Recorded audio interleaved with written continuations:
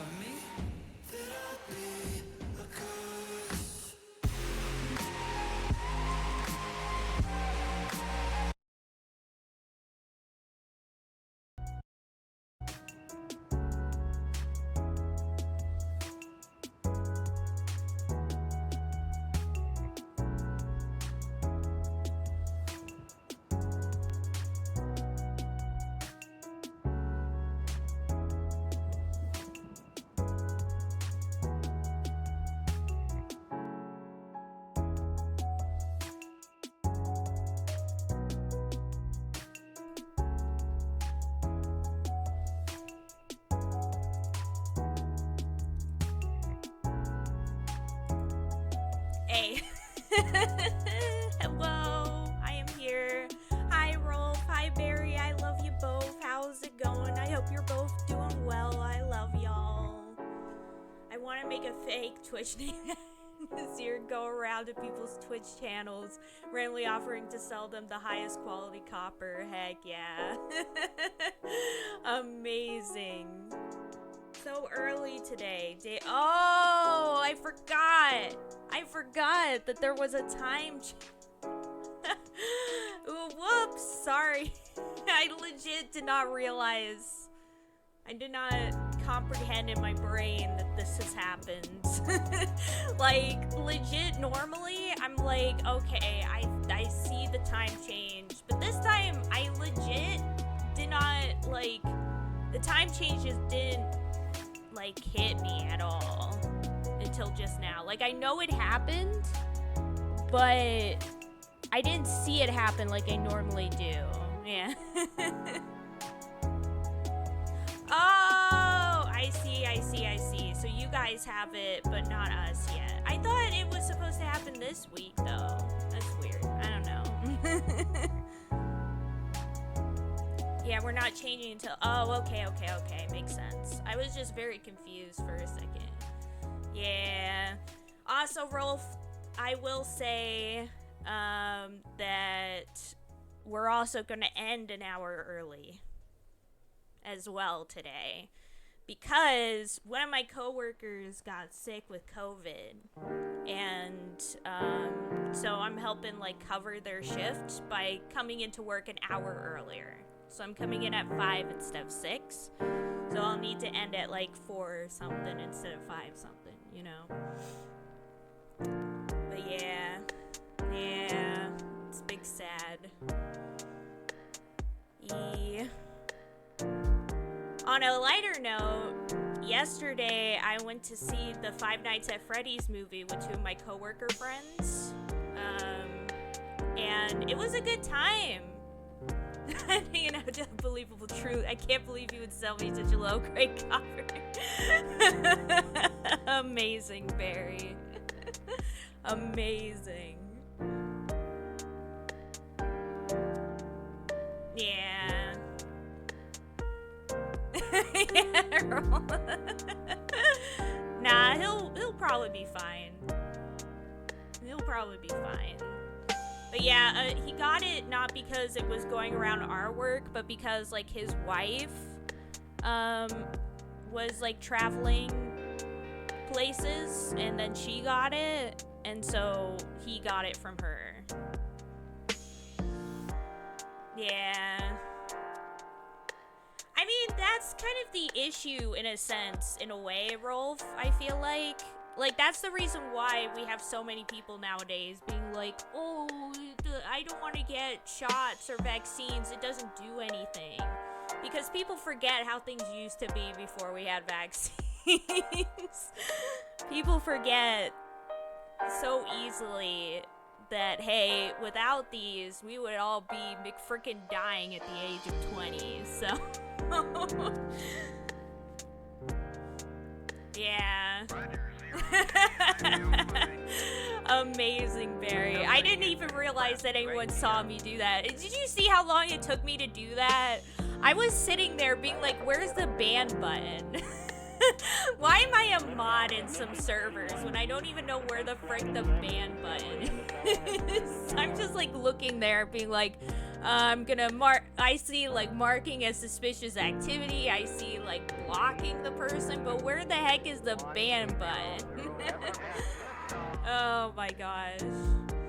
Yeah, Rolf, none of us ever learn anything.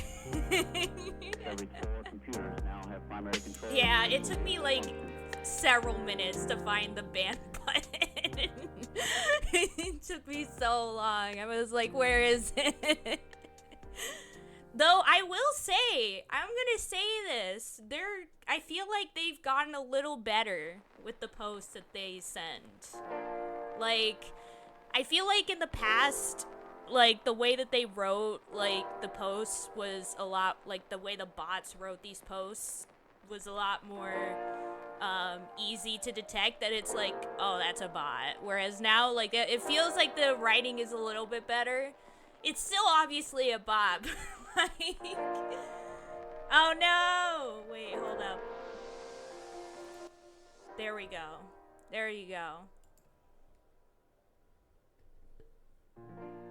I mean, it's probably both, to be honest.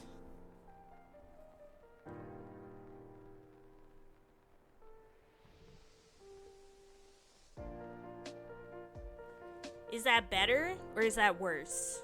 I never know with these. Like, I have like the thing for the microphone, the box, and I'm like, I don't know.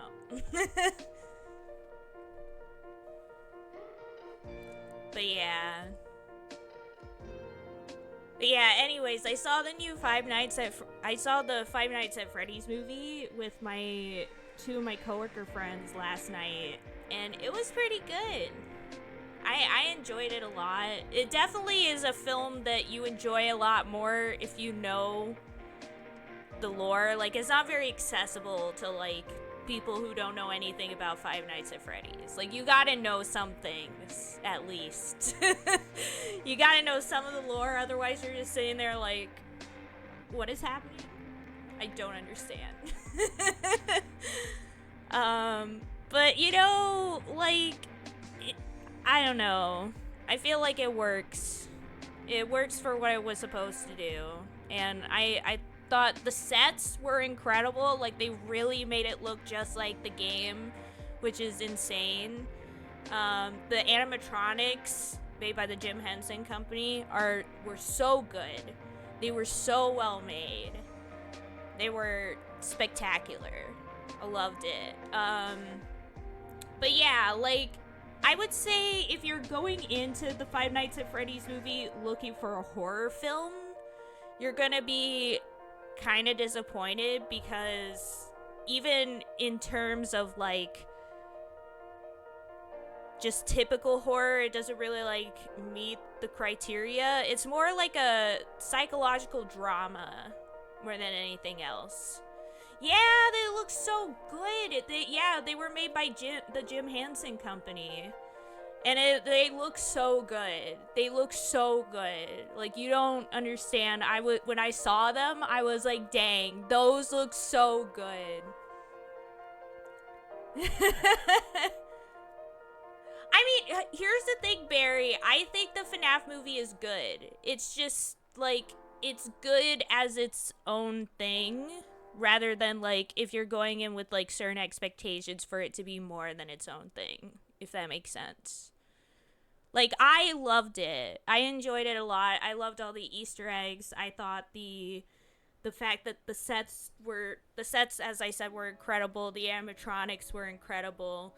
But it's less of a horror movie and more of a psychological drama with, like, some horror elements. And I just loved how wacky some of it was. Like, you couldn't really expect what was gonna happen next in some scenes, because it would just, like, completely throw you off. There's this scene in the movie that, like, I can't get out of my head, because it was so unexpected that it's living in my head rent-free. Amazing Barry. But yeah, I don't know, like, a lot of critics, like, were trashing on the FNAF film for, like, oh, it's not horror enough to be horror, it's not comedy enough to be comedy, I don't get where it stands. And, like, that's the thing that I don't like about with critics, is that I've noticed over the years, like, with Oscars and all that, like, critics have this thing where movies have to fit in, like, these little boxes. Like, if it's horror, you have to have the horror tropes. You have to go all in with the horror. If it's comedy, you have to go all in with the comedy. If it's a drama, there can't be any happy moments. It has to fully be a drama. And I'm like, no. The best films are ones that combine things together, that aren't just going to be all one thing. Um, I don't think anyone who's not a critic, I think. But, like, what I mean is I was looking at the critic reviews for FNAF, and so many were like, oh, my problem with FNAF is that it doesn't go fully on the horror or fully on the comedy, it's just kind of nowhere. And to me, like, the best films are those kinds of films where it's not just, like, following certain tropes in a genre, that it, like, does more than that. Because for me, that makes it more interesting of a watch, because otherwise I can guess everything that's going to happen. Because I know the tropes, I know how it all works. And so I'm just like, okay, here we go, by the numbers. Whereas in movies that actually, like, try and break that mold, like, that's why I like horror as a genre, because a lot of horror is all about breaking the mold and, like, making something different out of it. And that's why I ended up really liking the FNAF movie, was because there were legitimately plenty of scenes that I did not expect. And, like, really surprised me to see. And, like, the weird dialogue and everything, like, it really worked for the film, in my opinion. It made it a much more interesting watch than if it was some polished by the numbers thing. Yeah. Yeah.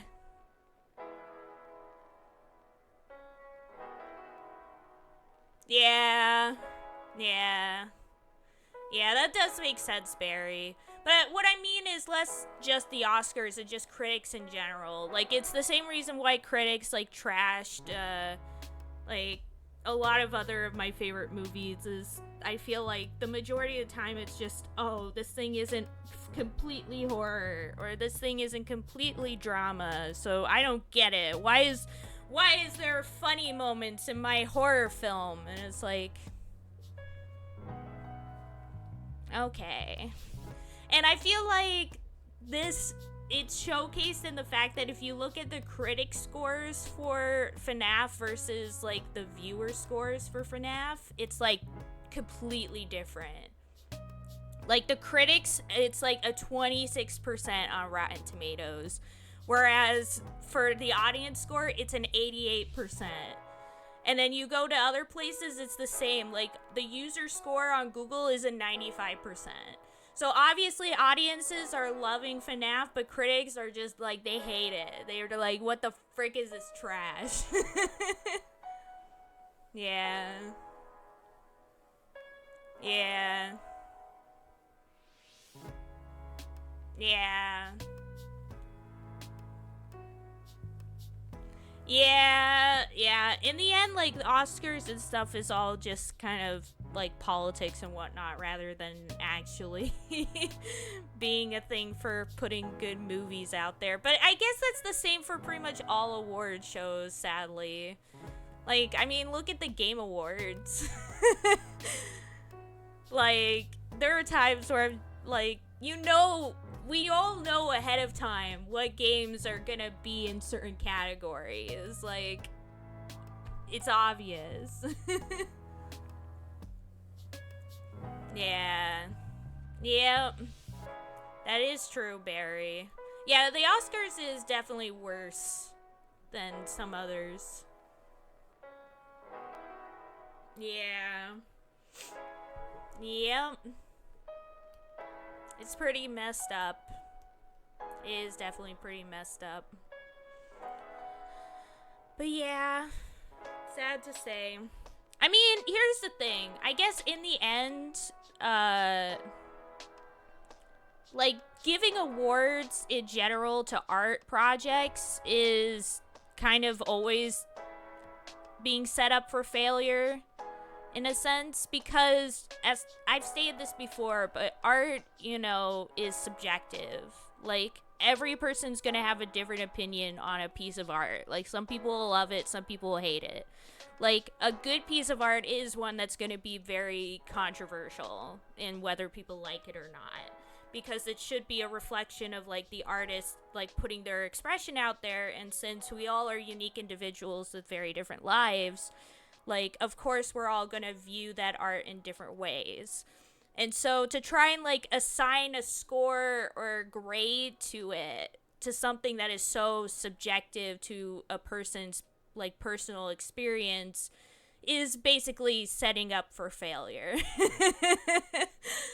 Like, you can't do it. Like, it's one thing to give awards for, like, scientific discoveries or new technology or things like that. Like, those are, like, substantial, like, you can put on a graph, like, you can have the numbers there to prove, like, this is important to an extent, right? But you can't really do that with art. Art doesn't fall into something that you can easily chart a number to. And so trying to like assign awards to those kinds of things is kind of like, doesn't really work.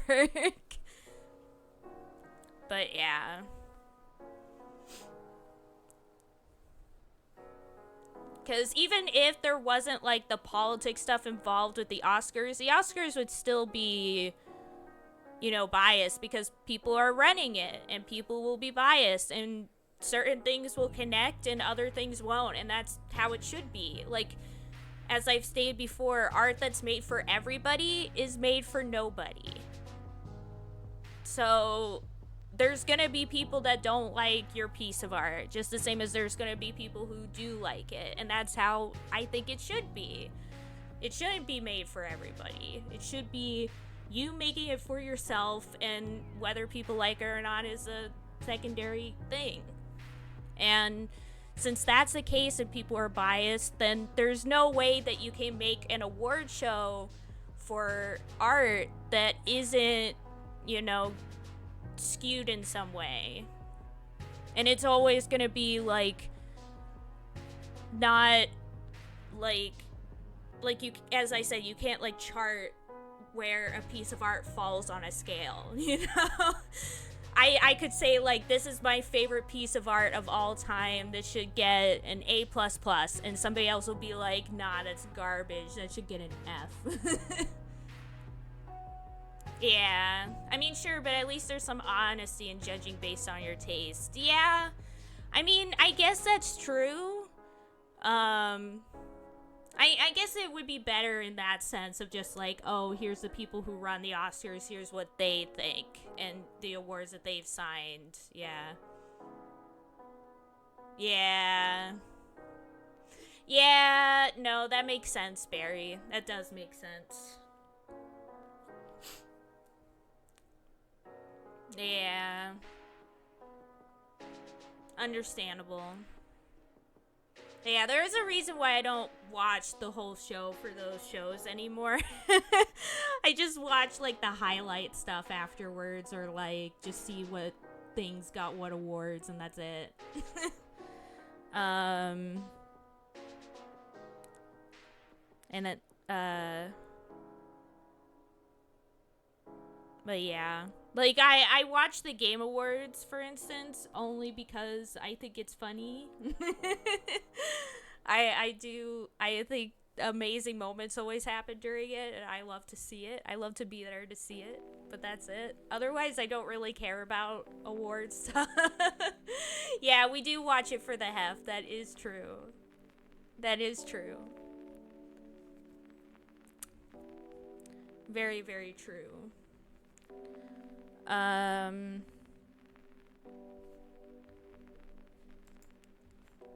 But yeah, I'm definitely gonna watch the Game Awards again when it comes around this December as well. Also, the new Miyazaki movie that's coming out with the Game Clam lover.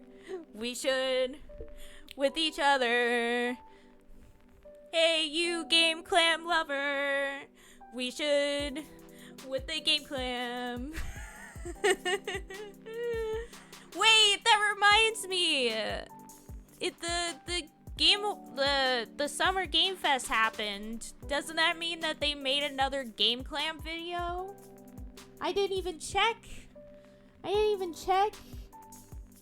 Game Clam. Where's the Game Clam 4?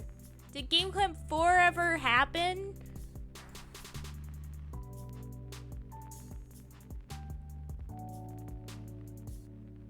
Yeah, there was a Game Clam 4.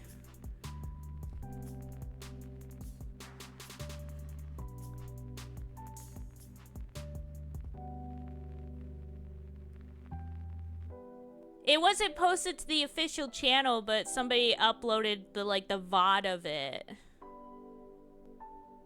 Dang. We gotta watch it.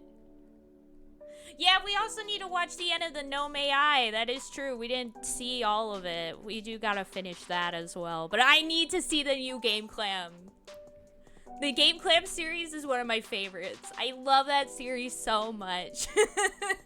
So I need to see, like, as somebody who's been watching this stuff since I was like a little kid, seeing E3 conferences and everything, I need to see this. I need to see the latest iteration. It's an hour and 16 minutes long, apparently.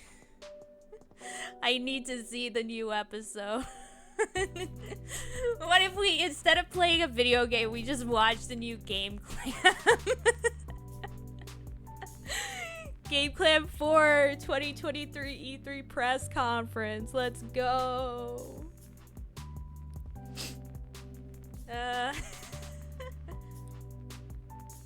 But yeah, it's weird that it wasn't uploaded to Wayne's own channel, but I did hear that Wayne has kind of had to like take a break recently from stuff. I have no idea what Game Clam is. What do you mean? It's the best console ever. Better than the DS and the PS5 and all that. It's the best console ever made. It's a no, it's not real. It's not real. It's not real, Rolf. It's not actually real. It's not a real console, but basically the people who made Half-Life VR AI, but the AI is self-aware, that series, on YouTube, also made a series that's kind of meant to spoof on like video game conferences, like the E3 conferences or the Summer Game Fest conferences, like all that kind of stuff. And it's like, the idea is like that, oh, there's this console known as the Game Clam, and that, oh, here's the games that will be on it and stuff, and like all the jokes that they use is basically made to spoof on how conferences go at like E3 and Summer Game Fest and how funny they are. Oh my gosh. Though nothing will beat the actual thing that happened at an actual conference for Alone in the Dark: The New Nightmare. I'll never forget that. When I saw that, I laugh every time I see it. Hold up. Actually, you know what? I'm gonna find this, because it's not that long. We could watch it and then play video games, because if we watch Game Clam, we're not gonna have time to play any video games, because it's like an hour, the latest one. Yeah, I clipped it. I know I clipped it. Ah, here we go. I found it. This video is great. Hold up.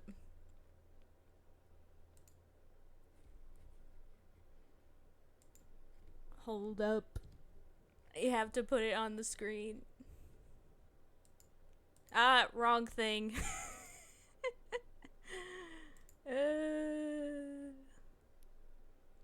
Which window capture can I use? Oh, this one. I can use this one. Yeah. Oh, gotta get rid of this.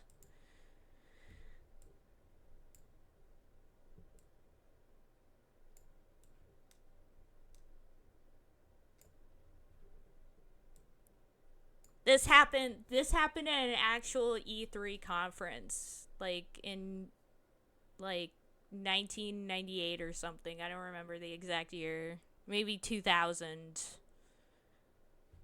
Yeah, I think it's 2000. It says it up top. My face is covering it.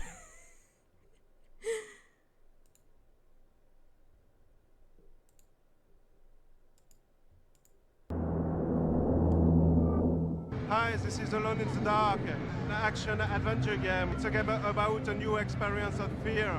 When you arrive on the island, you don't even know why you are there and what you have to do in order to survive in this hostile environment.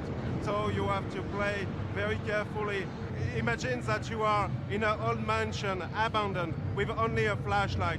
You are very aware of what is going underground, and in the shadow corner, you use your flashlight, and suddenly a monster fall on your shoulder. You can put it down and shoot it. It's alive, it's not alive, you don't know. You run away. You don't understand if you have dreamed or not, or where is the truth. It's very insecure, in fact.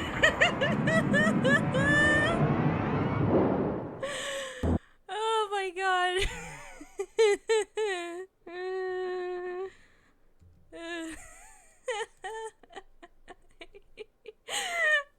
Oh my god.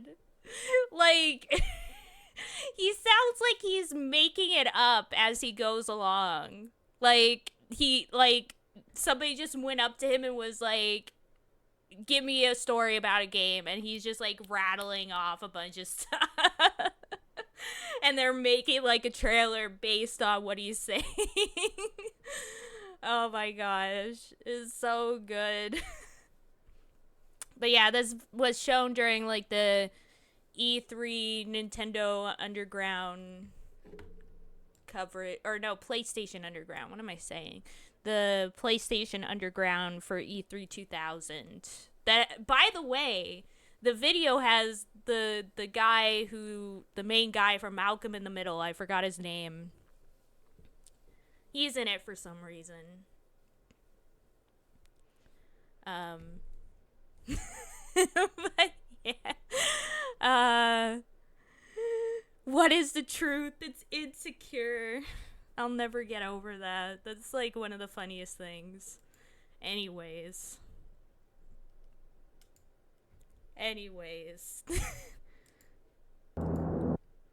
We do have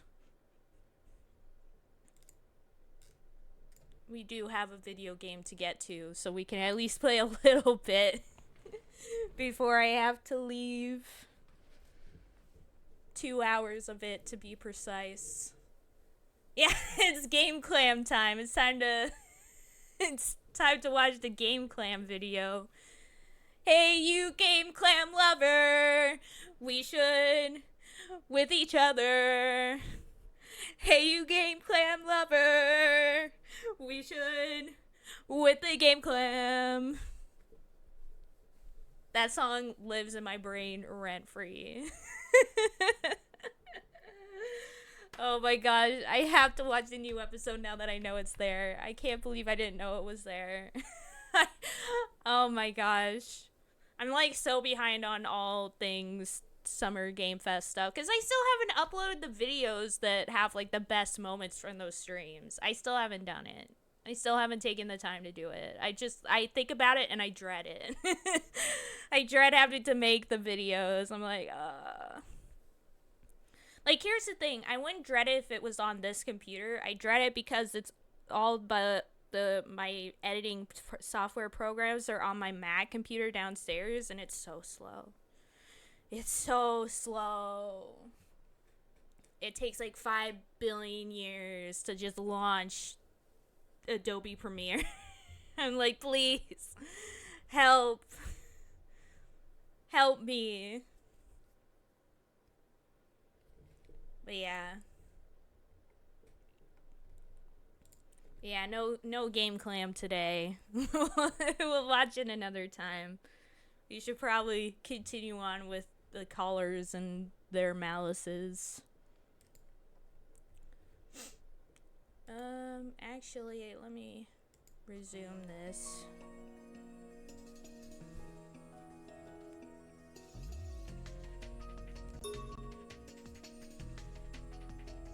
Hello. Hello! It's Rolf! How's it going? Hello. I'm alright. Hecky. Are you ready for more of this? Ready as I'll ever be. Just what?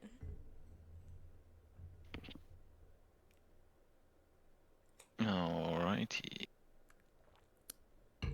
What were you gonna say before I cut you off? I'm sorry.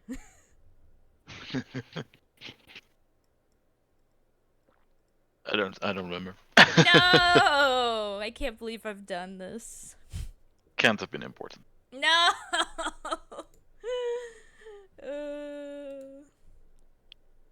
But yeah, do you remember what has happened? Because I know it's been like... Not at all. So, like, of course we have the main plot. I'm sure you remember we have a collar now around our neck because of terrorist organization that... Yeah, because we're doing some pet play thing, I remember. Yeah. Exactly.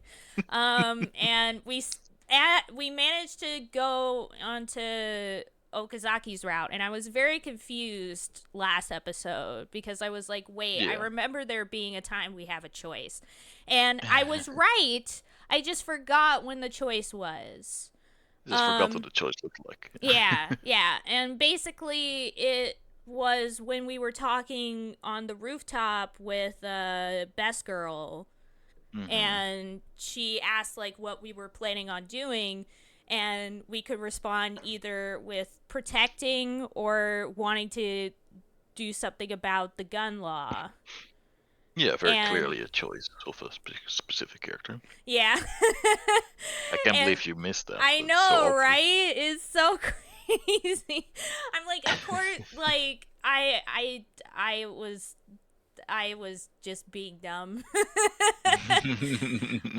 But yeah, basically because we answered correctly during the common route for both of them, that was like the deciding choice that determined whether we got one or the other.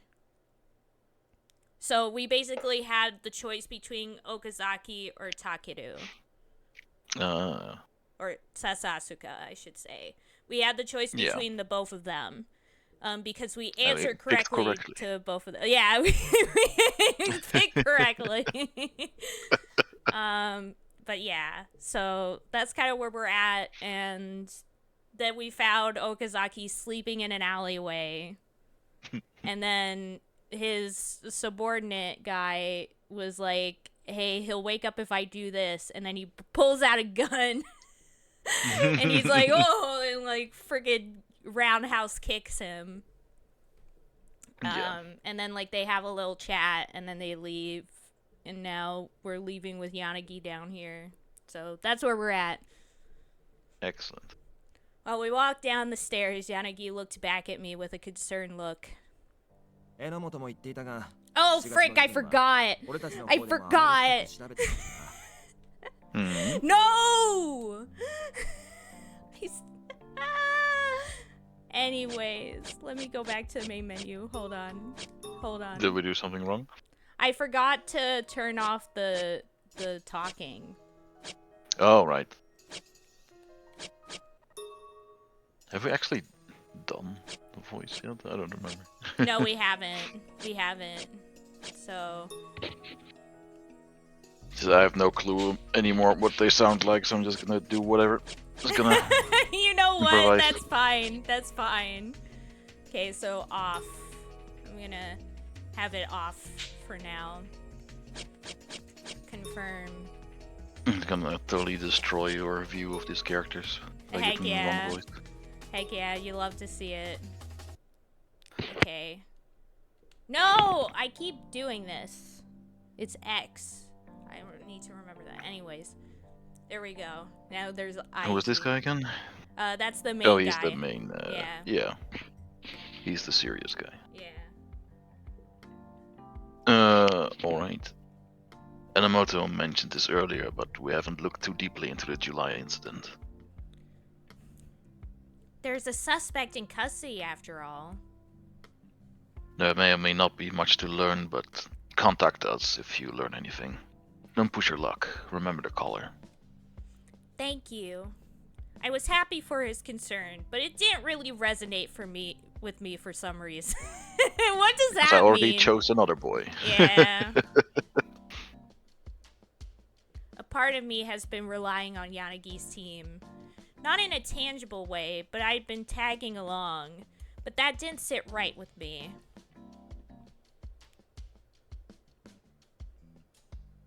By the way, Hoshino, you seem pretty familiar with Kei Okazaki. Huh? A little too familiar, some would say. Huh? No, I just happened to run into him a few times. We're not on particularly close terms. Yet. He plays the fool, but he's pushy. If you allow it, he'll start to grow on you. Like a fungus. I was immediately about to say the same thing. I was like a mold. Like athlete's foot. Be careful around Okazaki. Don't let your guard down. Huh? What do you... What about me? Huh? Nani? Howdy. Non-digital. We turned around to face the voice. Okazaki was standing there smiling. I failed to notice him again. When did you... It's money. Yeah, jeez, I can't say it. Huh. It's one of those phrases I've heard 100 times and they try to actually pronounce this. Like, wait, how did Yeah. you... Yeah, it's so weird. Like, there are times where I feel like I can watch almost an entire episode of something, of like an anime, and kind of understand what is being said the whole time, but I wouldn't be able to actually speak it. Yeah. I've been here the whole time. Yanagi also seemed shocked that he'd failed to notice Okazaki. I definitely can't get careless around him. Right, so when I called you a fungus, you heard that, right? No, not that part, but I know now. Yeah. I know now. You're Going on my home, hit Michika. list. I'll walk you back. Yeah. No, I'm taking her home. No, I'm taking her home. He's like, no, I'll hold the door. No, I'll hold the door. Boys, you can both take me home. You can both walk me home. But you don't know where she lives, do you? And you do? No, well, he did walk me home one time because it was late, so he does. Yeah. Yes, the answer And wasn't is it two yes. times already? Yeah. Then let's go. It's not your decision, Okazaki. She has to agree to it first. If she's with someone who knows where she lives, it's better because she won't need to lead, right? And we all know women are supposed to follow, not lead.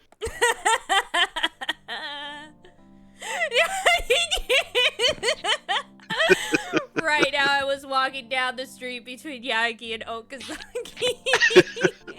Oh What no, a we're in a boy trio. sandwich. Yeah. I mean, I guess technically it's a girl sandwich because it's like... Yeah, because they're the bread and we're the Yeah. the filling. Yeah, I'm gonna have a lovely sourdough sandwich. Yeah, but what's in it? Yeah.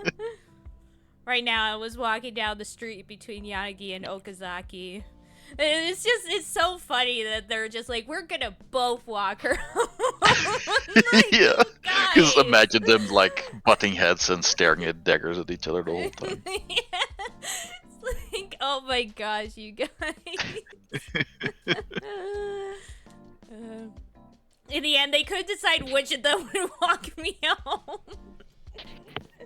This whole situation is so, like, I understand the thought process from, like, the Ultimate Writer's perspective, but from, like, a real world perspective, this is so funny. So awkward. Yeah.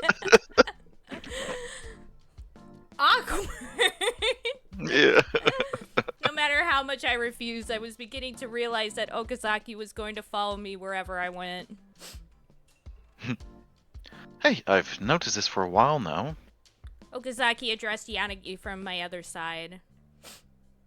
Yanagi, you really don't like me, huh? No, I hate your fucking guts.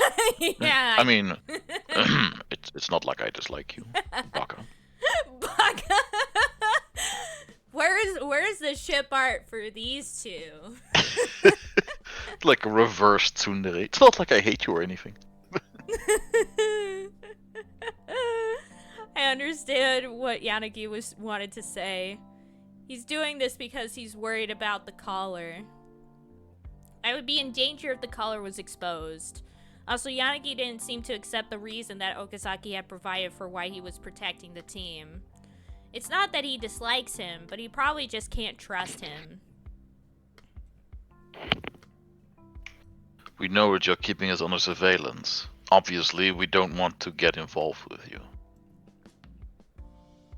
Oh, did you think that I was reporting everything you do to the police? Only your search history. Anyone would think that. He's like, I only reported that you go onto Pornhub and look up cat X dog videos. Oh no. You have some interesting taste. Anyway, setting aside my mission for the time being. You really think you can just ignore it like that? Care to explain the term sonic inflation? I couldn't quite get into that. Hey, just for now, I honestly just want to get to know you better. Why? Because I'm curious? While Yanagi and I were at a loss for an answer, Okazaki changed the subject. Earlier you managed the July homicide. Could you be reopening the case? Eh? I involuntarily stiffened up. Just how long had he been eavesdropping on the conversation? No, it was just something I'd taken personal interest in, so I was asking Yanagi about it. Okazaki smiled softly as I fumbled around for an excuse. No need to get so nervous. I won't tell anyone about your job. You got some reason for being here, right? You're worried about me because I'm also a cop? You don't have to be so cautious. I'm just asking this out of curiosity. Yanagi was very obviously having a hard time swallowing Okazaki's supposed flighty bouts of curiosity. His face said that he was confused because he didn't know what Okazaki was thinking. July, huh? People said it was justified self-defense, though. The assailant was immediately arrested and confessed to killing the man in order to protect the woman from her stalker. They're deciding if it's excessive to self-defense. I do feel a little bad for him, being arrested when he acted in order to protect someone. This is a scenario when self-defense was justified, but the amount of force used in self-defense was far greater than the threat necessitated. The standards for what constitutes excessive force are ambiguous. Yeah, that's pretty tough. Yeah. You feel sorry for him? Self-defense or not, killing is killing. It can't be allowed. I don't know, Yanagi. There are times where it's either kill or be killed, sadly. Yeah, least in my sometimes you just opinion. have to make absolutely sure that someone can't hurt other people. Or Yeah. you. Because, like, when you think like this, like, self-defense or not killing is killing, that's what leads to things like the Joker constantly coming back and killing a bajillion people. Like, some people, maybe it is for the best. Like, there isn't really another option. Like, I always mention the story about how this whole town came together to kill this one guy because he had, like, the police and everybody in his back pocket, so you couldn't really charge him or anything for what he was doing. And so nothing could stop him except for straight up killing him, so they did. And it's like, yeah, you could maybe make the argument of like, oh, if you do that, like, where would you stop? But like, at the same time, like, I don't think you could argue that killing him wasn't a net good in the end. Yanagi's tone was unusually forceful. His expression grew stern. Besides, the assailant had previously been marked as a potential suspect for the May killing. If you view the X-Day crimes as a whole, anyone would think he was suspicious. A potential suspect? Plus, he also had a solid alibi back in May. He did protect that woman from the stalker, didn't he? Sometimes sacrifices have to be made. It doesn't mean you can just kill people. It just makes you a simp. But there's never a good reason to take a life. Yeah. Yeah. I'm sorry, Yanagi, you're not winning me over. They continue their It all debate. depends on the exact circumstances. Yeah. Right? Yeah. Like you. I mean, if you're like, you see someone following someone and you just like shoot them in the face, that's probably excessive. Yeah. Yeah. Like yeah. Like obviously, you should make it a last resort. But to say that there's never a situation where it's justified is ludicrous. They continued their debate across me. Neither looked like they would back down. They seem to be incompatible. The way they think is completely opposite. Both of them had valuable perspectives about the July case. I reflected on that digression.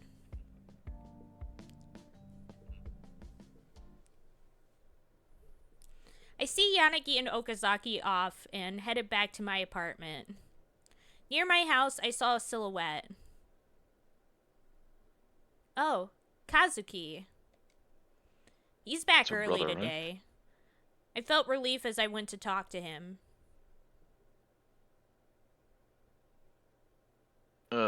See you tomorrow at the studio. Who the fuck is this? This is well, you haven't met him yet, but I'll voice act him because I do know what he sounds like. Yeah, I'll be waiting. I noticed that Kazuki was talking with somebody. Like that's literally what he sounds like in the actual like dub. He's like, yeah, I'll be waiting. Yeah, exactly. He dresses loudly. Is that Kazuki's friend? But I recognized him from somewhere. I can't hear you over this outfit. Yeah, like it like literally is blasting music. It just has speakers built into it. Yeah. I was thinking about that. Both of them head off. What should I do? I missed my chance. Kazuki stays out often recently, and he also goes out late at night too. If he's hanging out with the wrong people... Follow Kazuki or follow the other guy is the question. Actually, let me pull up the menu.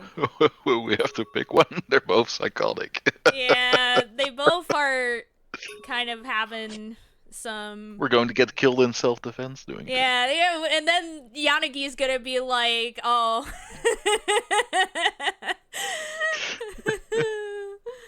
Oh my gosh.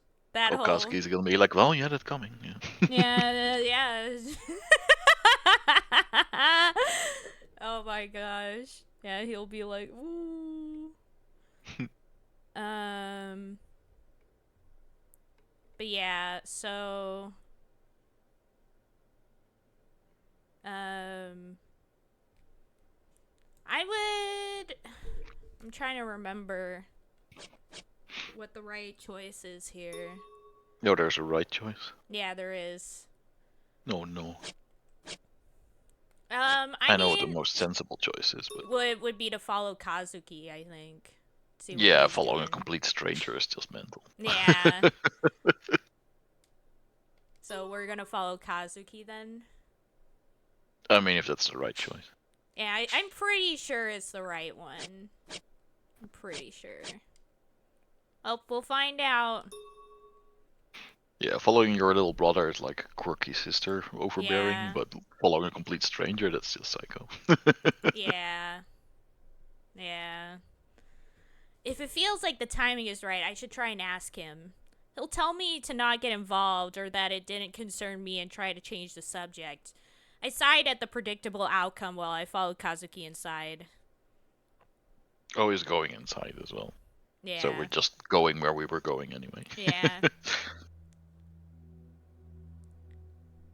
Oh, I know what this guy's voice sounds like too, so I can voice act him. 0. I wasn't told a thing about the incident that the agent carried out today. There should only have been one countdown in December, so why do this? To increase them? What do you mean? The agents move on your orders. I can't control them once they do. You're doing this despite knowing that? Her.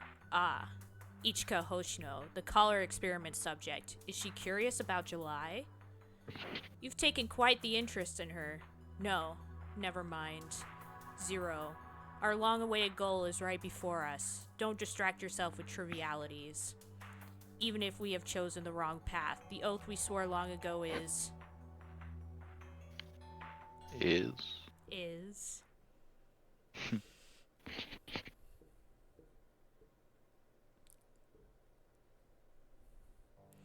The next day, I was listening to the news on TV while making breakfast for Kazuki.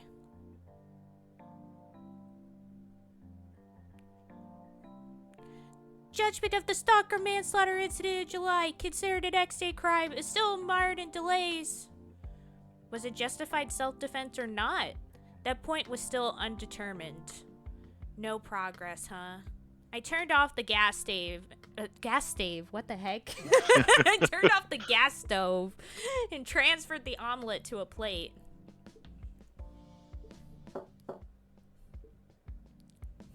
Kazuki, breakfast is ready. You should eat it before it gets cold. I waited for a while, but no answer came. No. I hate you. I'm a teenager. With a sigh, I returned to the living room to get ready to go to work.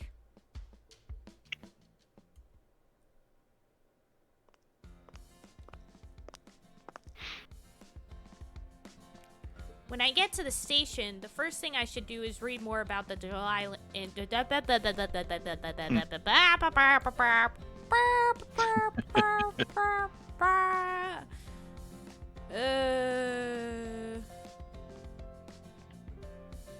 Anyways. Okay.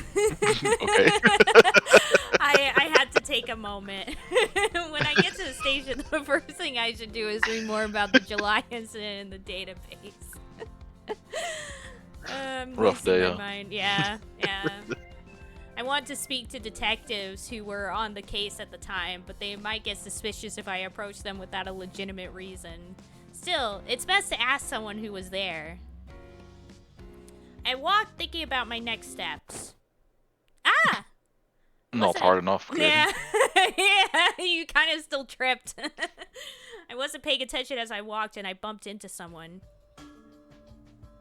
That hurt. Watch where you're going. I'm sorry. Well. Oh, no. Yeah. Aren't you a cutie? Why don't you spend some time with us? I'll pass. I'm on my way to work. Why don't you just call in sick? I just walked into a load of trouble. It might be quicker to show I'm a police officer, but if they had some animosity towards the police, it would invite even further trouble. I'm in a hurry. This is one of those cases where, shooting people is justified. Yeah, this is it. Like, Yanagi, see? Right here. When I just tried It's one of those cases where society's better off afterwards. Yeah. When I just tried to push past the two insistent men, one of them grabbed my arm. Yeah, that's a bad one. You just bumped into us. You don't really seem like you're all that apologetic. Are you guys wimps? Are you guys wusses? He raised his voice then. Ow. The man let go of my arm with a yelp of pain, unlike earlier. I don't like people who are violent against women. Wow. Because what I'm a statement. based. What a statement. Men, though, you can go ahead. But Yeah. women, no.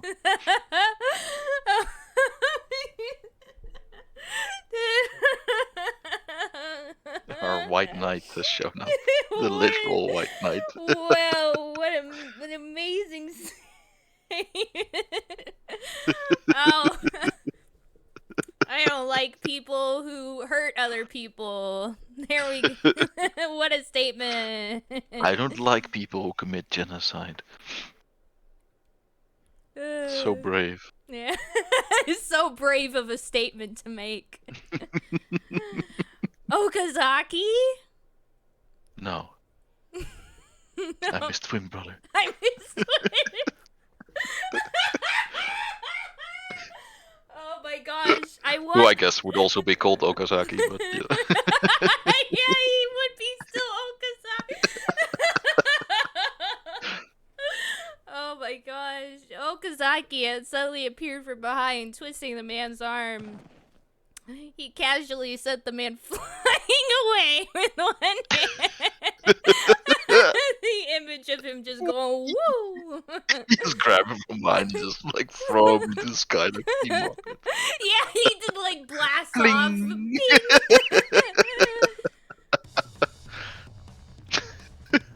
Perfect Squad is blasting off again. Oh my god. You punk.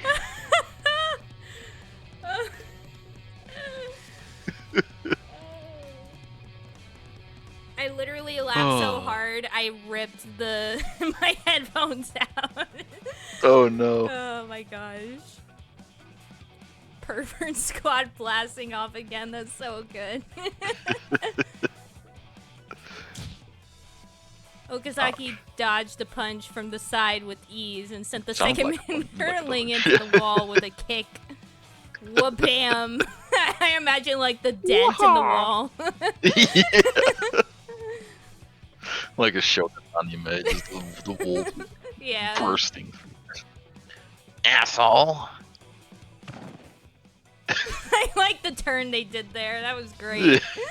He effortlessly threw the third man who rushed at him from behind. His movements were so fluid, I thought I was watching a dance performance. You shouldn't inconvenience a lady. Any inconvenience at all deserves a butt kicking. Yeah. Okazaki My queen? My queen! Yeah. He turns into Jon Snow, my queen! Okazaki gently scolded them without showing any sign of need to catch his breath.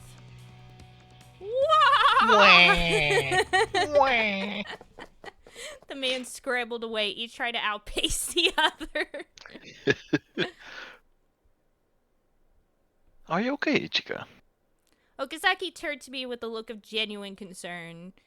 Thank you very much, you saved me. I'm glad you didn't get hurt. But what are you doing here? It seems I mischaracterized him. Rather than appearing and disappearing like a ghost, it was more like he was always around. Oh, just stalking you. I mean, Yeah. coincidence. Yeah, don't tell me he's like this with everyone. On the way to work? Yes. Turns out I have business there too, actually. Huh?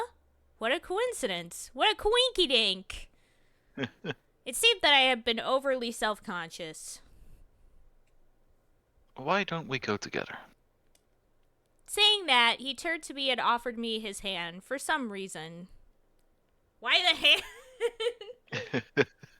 Well, he defended your honor, so now he deserves affection. That's how it works. I just stared at it for a moment, then... What? That's the wrong... What? Or did he just show up? No, Okazaki just grabbed my hand. It would be so funny if he just appeared out of nowhere and just was like, yoink. He's just following him, following you, to stop him from getting close to you. Yeah. The dynamic would be so funny if that was the whole route. I would be so for it. I would have been. Just the whole route is Yanagi trying to keep Okazaki away from you. Yeah. Just lurking in the bushes. Yeah, like it's like you reach out your hand and he's like, "Whoa, bam, my hand now." Slap it over here. Like you you try and waited You're for just the doing anything. Okazaki is in the bush waiting for his moment, and then Yanagi is the bush behind that waiting for him. It's like that meme image of like the person with the gun, but with the person with the gun behind him. Oh. I was just imagining like you're about to kiss Okazaki and then Yanagi's like right there. He's like, "What are you guys doing?" He just jumps in the middle. Yeah. Leave room for Jesus. Or for me. Like it works. Or for me. Oh boy. It's dangerous for you. Let's walk holding hands. But yeah, like the as much as I like Caller X Malice, it has like one of the worst translations for like a well-made Otome game. Like I can't think of another Otome game that is translated as badly as Caller X Malice. That is like newer, I should say. Like the older ones maybe. But, like, there's so many weird translation issues in this, as you've probably already noticed. It's, like, it's not so bad that, like, it ruins it, but it does, like, pop up pretty frequently. No, thank you. It's not any safer this way. In response to me saying that, he simply grabbed my hand even more tightly and began tugging me along as he walked. It's like, whoa! Oh, not along. He just began tugging you. Oh, snap. Very forward. Yep. Your hand's a little cold. Okazaki, it's very lewd that we're holding hands. We should censor this. He was acting like this was nothing, but he was unwilling to let go of my hand. It's already December. I'm fine in this weather, but Yoshinari is always whining about how he can't take the cold. I was sure that I was signaling my displeasure, but Okazaki ignored it and kept walking. He really was stubborn. Isn't it a little hard to be a bodyguard while you're holding hands? This isn't for my job. I just want to hold your hand. I see. When he said I just want to push your boundaries. Yeah, when he said it that assertively, I found myself stupidly unwilling to resist for some reason. This will be embarrassing if someone sees this. You shouldn't space out too much while you walk. It's dangerous to bump into people. You could get into a fight again. Yes, that's what that was, a fight. Yeah, huh? If he had seen me walking while I was spaced out, so he was tailing me after all. Am I under surveillance? Okazaki smiled in a comforting way. Maybe my doubts had shown on my face. I wasn't really following you. Don't worry, I just happened to see you. I just happened to be in the neighborhood. Right when you ran into those guys that I paid to hassle you. I mean, Oh my god. I'm sorry. It's okay, but if you'd allow it, I'd like to follow you and protect you 24/7. Yeah, like, Okay. luckily, I will say, luckily, it's not that kind of story. If it was that kind of story, I wouldn't like Okazaki, because I absolutely hate that. He's coming off as a major weirdo right now, Yeah, but I'm he assuming is, there's he a good is. reason for it. Yeah, there is a good reason for it, but there are games, like, there are, like, horror Otome games where, like, oh, the guy is actually, like, doing it deliberately to, like, gaslight you into wanting to be, like, because it sadly has even happened in real life, like, certain situations like that. Way too often. Yeah, and there was actually a oh my gosh, what's the name of the creator?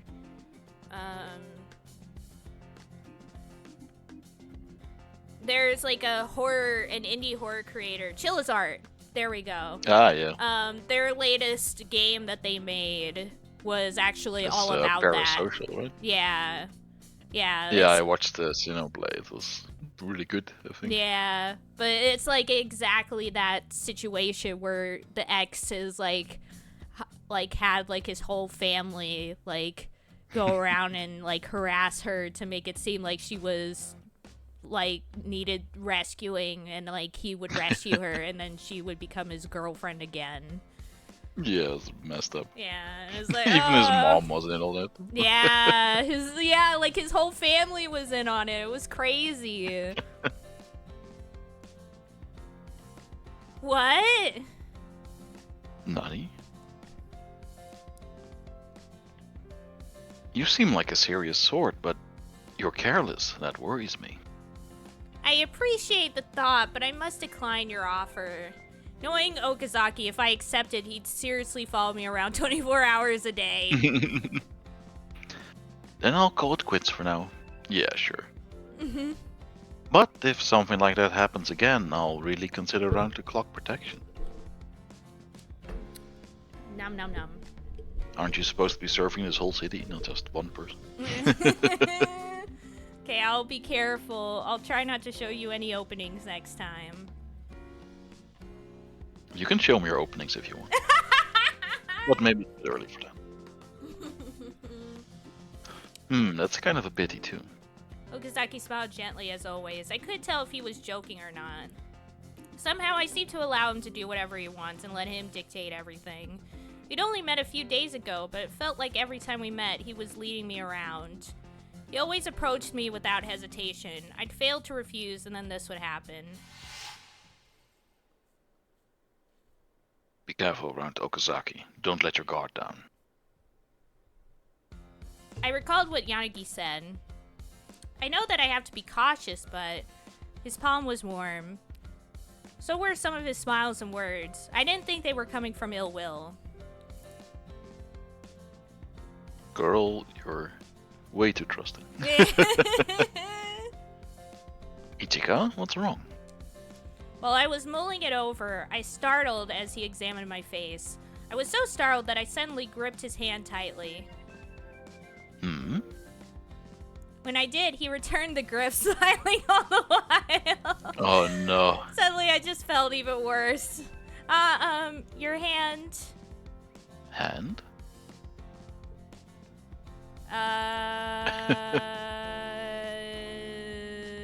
I should probably make another save. Yeah.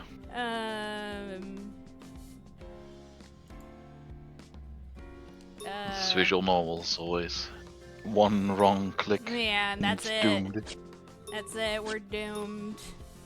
I mean, I would say, do you do this to other people is kind of a weird thing to say. So I think yeah, but the other one seems like it would be negative points for the romance, I guess. But I don't know.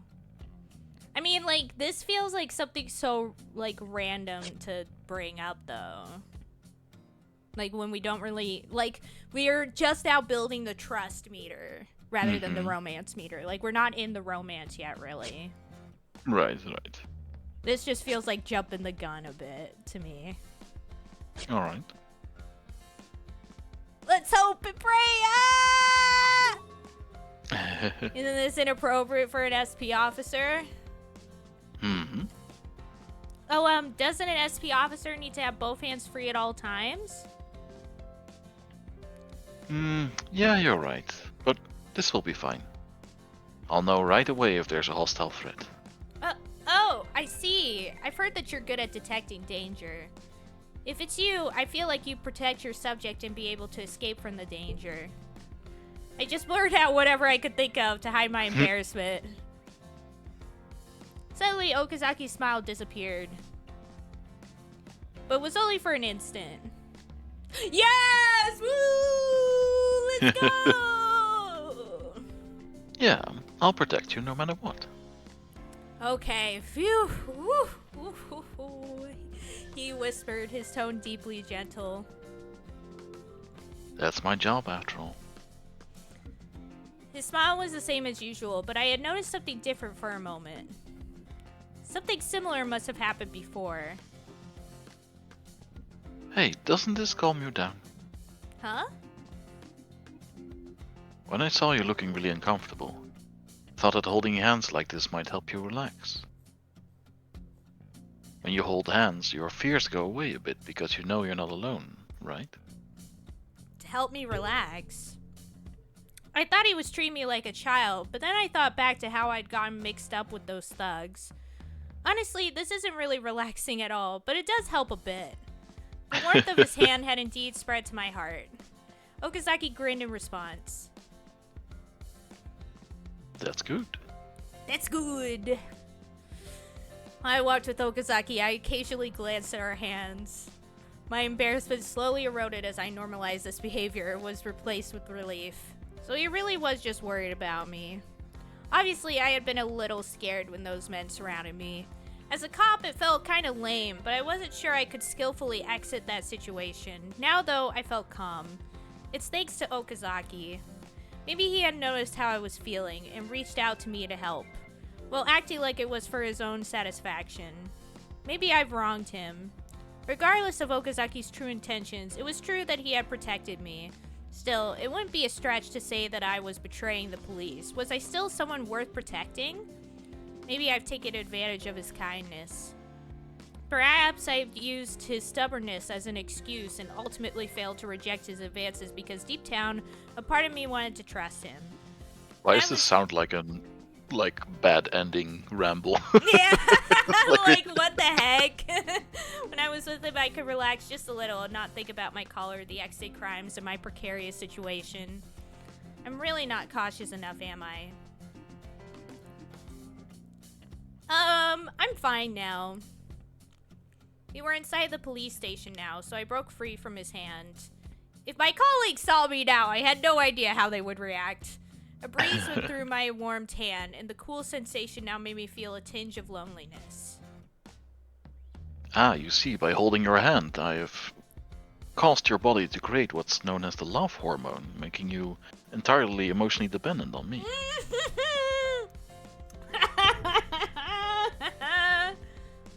Amazing. Oh, okay, it's too bad, but there would be problems if people saw. Maybe he really was concerned for me.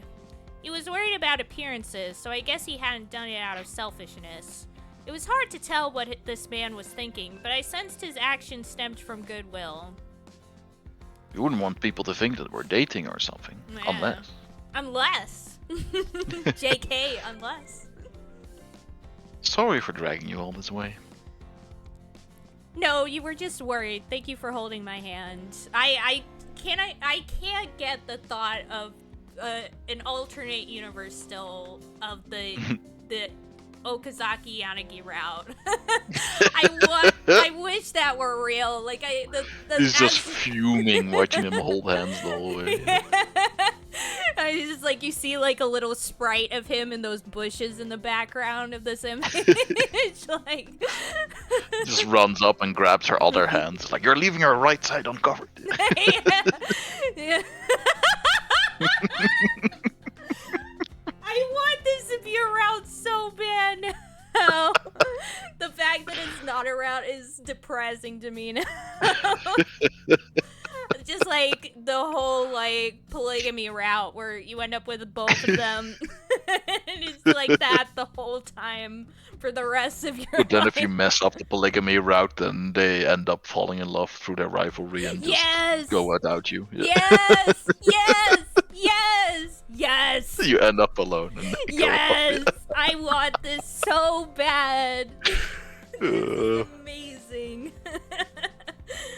Oh my gosh. I told you, I just wanted to hold your hand. Okazaki like kindly... that Beatles song. Yeah. I wanna hold your hand. Okazaki kindly smiled, still pretending to be obstinate. I returned his words with a slight smile and started to cross the street when it was green. Then it hit me. A van. No, I woke up in a Truck-kun. fantasy world.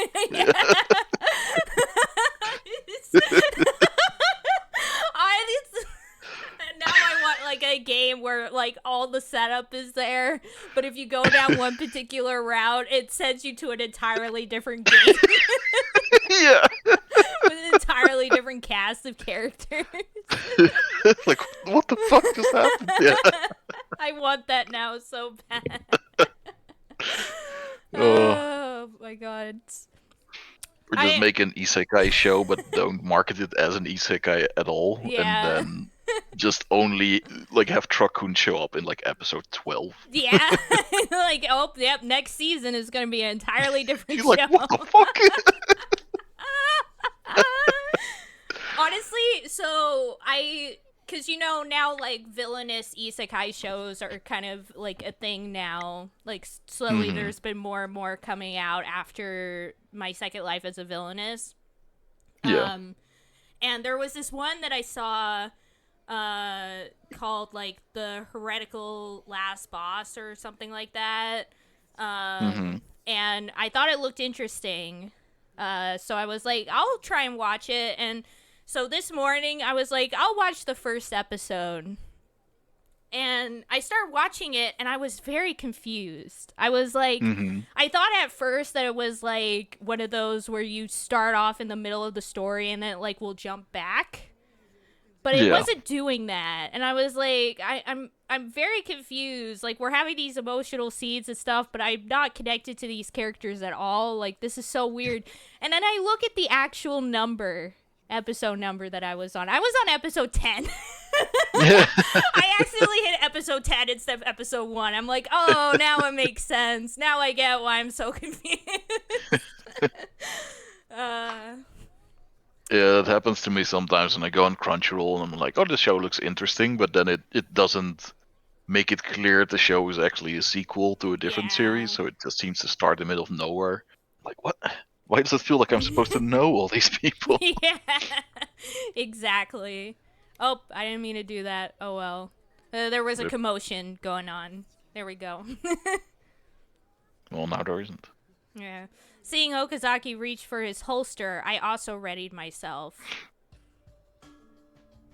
So anyway, I started blasting. Yeah.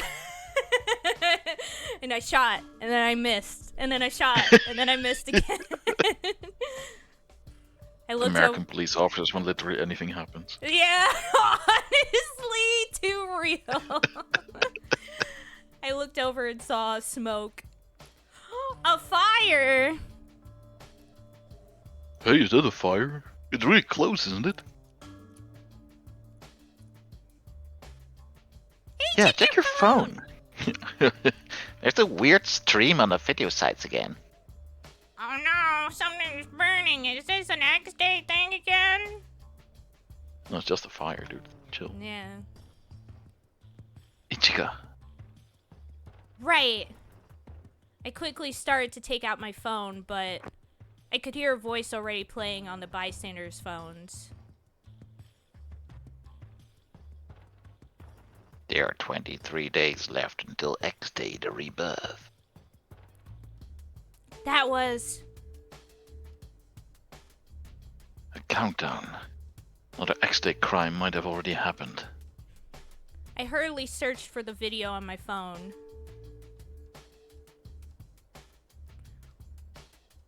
It showed a fire burning at a familiar-looking park. I'll call it in.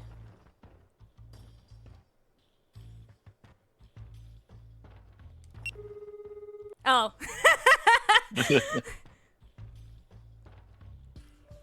Who is this again?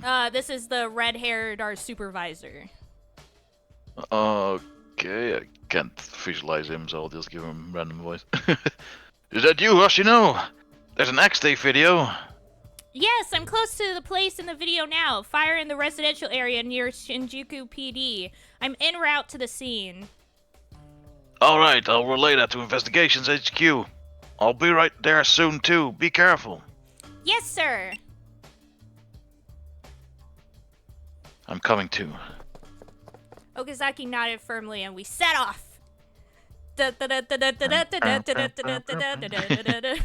Horses. The fire had broken out in a park within the residential area. It just started burning, so firefighters and police hadn't arrived yet. Instead, Some neighbors... punk kid set fire to a trash can, that's it. Yeah, it just turns out it's not X Day at all. Neighbors, it just, the video happened to come out at the same time, and then they'll be like, oh, like, we assumed that the fire is related to the X Day killings, and like, they're like, oh shoot, we didn't actually mean it. It'd be funny if the X Day organization just started trolling people just anytime anything happens. They're like, another X Day killing. Yeah, they're like, that was It's X Day us. too. The Just cat claim everything. Yeah. the cat that got stuck in a tree, that was us. We Yeah. did that. You cannot comprehend our evil genius. Ploys upon ploys. The police are just like, we can't get a handle on them. And the reason is because they're just like doing things all haphazardly, so of course you can't They're not get a- actually doing anything, they're just Yeah. watching for stuff to happen and then Yeah. claiming it. Yeah. Instead, neighbors and bystanders are gathering around the park to watch. Police! It's dangerous, everyone! Please stay back! Okazaki and I raised our voices as we pushed our way through the crowd to the source of the fire. Yeah!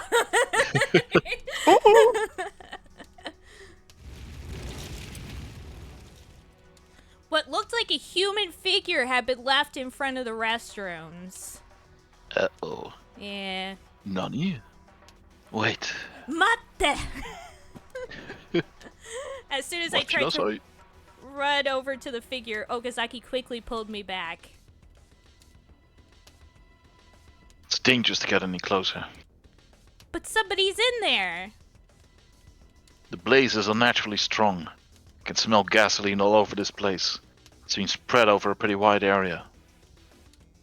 You don't have to worry about an explosion, but it looks like there's bundles of paper have been scattered all around the area where the blaze started. There might be something else, possibly explosives hidden in the restrooms. Talk about explosive diarrhea. The person in the middle of the fire isn't moving. They might have been lost consciousness from carbon monoxide poisoning. We can't help them now. Okazaki was incredibly calm, and he coolly analyzed the situation. He was probably right, too, but what if it's possible that we could still save them? I frantically looked around for a fire extinguisher, but I couldn't see anything of the like. In the time this conversation took, it definitely died. Yeah, pouring water on a gasoline fire was a bad idea, but maybe I could smother the fire. Uh-oh! As I hesitated, the fire spread to a nearby tree and grew fiercer. We have to do something. We have to help. In my confusion, I tried to approach the fire again, but Okazaki's grip only grew stronger. Let me go. There's nothing you can do right now.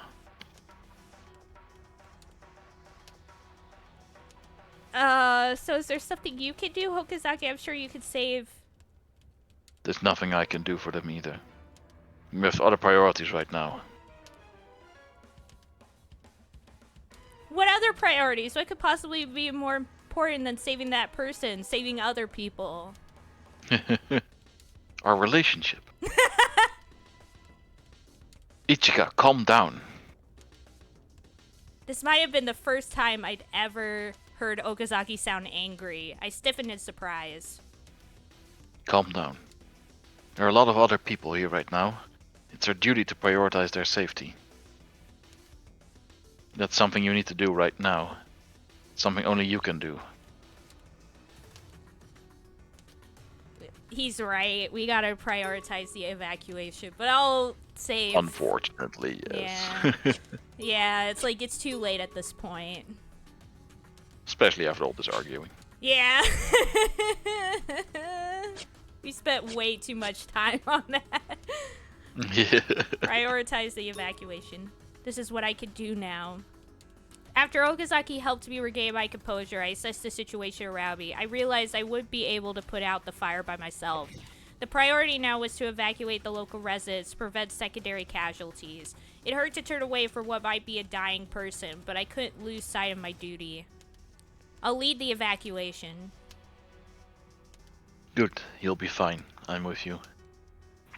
My hands were still trembling, so Okazaki held them both tightly. You can see the situation. Let's do what we can right now, okay? Yes. Imagine this from outside perspective. Like you're a bystander, two cops show up and they're just like freaking out and arguing with each other, and like one of them is grabbing the other's hands, Yeah. like comforting them. Yeah, it would be a very strange situation to witness. Would not give me much confidence in the Yeah. competency of our police force. Yeah, it's true. We each took a part of the crowd and led them out of the park. Do not approach the fire. It's dangerous here. Please evacuate. I've changed his voice. This is his serious voice. Yeah, when it's stuff is his happening. serious voice, yeah. Get out of the park, everyone! Stay calm so you don't trip! Then, some of the cinders in the air landed near my feet. They looked like the papers around the victim, but I noticed they were fragments of a written note. The note was apparently written with very shaky handwriting. I love you so much I want to kill you. Oh, wonderful. The scrap quickly burned to ashes. Goddamn yandere. Yeah, charred paper has been added to materials. I thought it burned away. Yeah, we can't really have them as evidence if it's gone. But I guess it's in our brain, and that's all that matters. Yeah.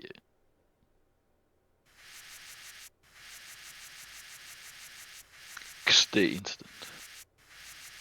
Report for July.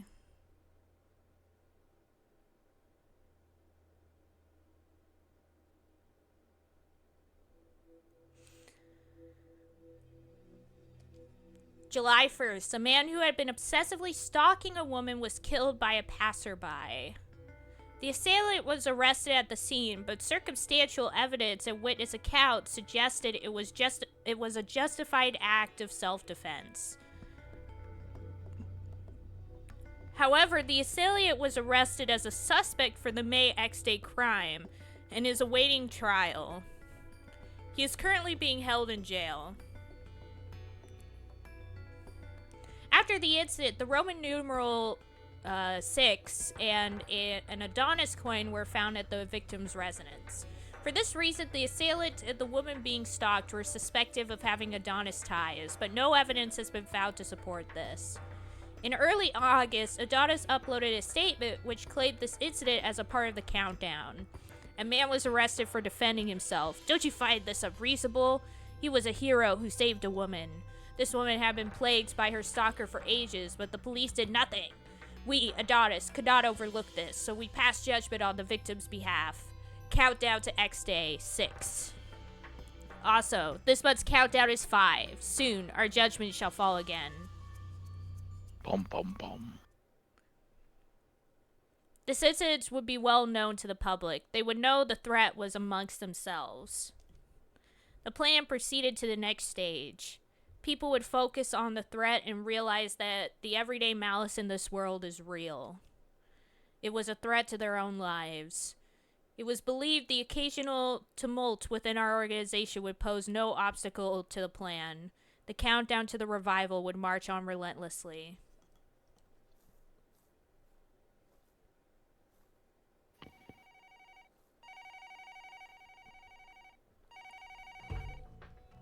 The afternoon after the park fire, I was at my desk answering non-stop phone calls. There were many Shinjuku residents who felt unsafe because of the repeated incidents, and the volume of calls had increased. I'm very sorry, that matter is currently under investigation. That said, little of the information coming into SRCPO was of any use, and most of it was not directly related to the incidents. People reported seeing ghosts at the scene, or thought the fire affected their phone reception. There's no helping it, considering the atmosphere these crimes have created. This morning, firefighters had showed up promptly to extinguish the blaze. The only damage was the trees near the fire center, and there were no injuries. Yeah, I would say the one issue I had with that whole sequence, besides them sitting there arguing for like 5 whole minutes, was the fact that I know the first thing that you are supposed to do if a situation happens, any kind of situation, like not just a fire, but any other situation, the first thing you do is to point to somebody and say, you call 911.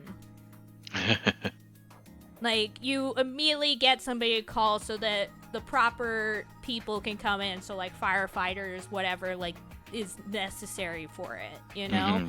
And they But didn't to be do fair, that. that was already us. Like, we were called to go there, We're right? police officers, but you should still call 911 for fire department. Yeah, but I assume, like, the person who told us about the incident was already... Oh, maybe. Like, our boss called us to... Or our supervisor told us to go there, so I assume... Maybe. I don't think Who the knows? police calls the fire department. I think they get called at the same time. Maybe. What I'm saying is, like, typically if you're in a situation, the first thing you do is point to certain people and say, like, you call this person, you do this. Because if you just, like, give kind of, like, vague statements, like, the bystander effect takes place and people don't really do anything. In this case, everyone had to do the same thing, which is fuck off. Yeah. Everyone leave. Yeah. Victim at the heart of the fire had died, however. From what Mochida had overheard so far, the on-scene investigation had ruled out suicide. It was most likely a homicide. Crime scene investigations are usually done by permission or warrant, while freelance investigations put the suspect on the spot and are done without permission.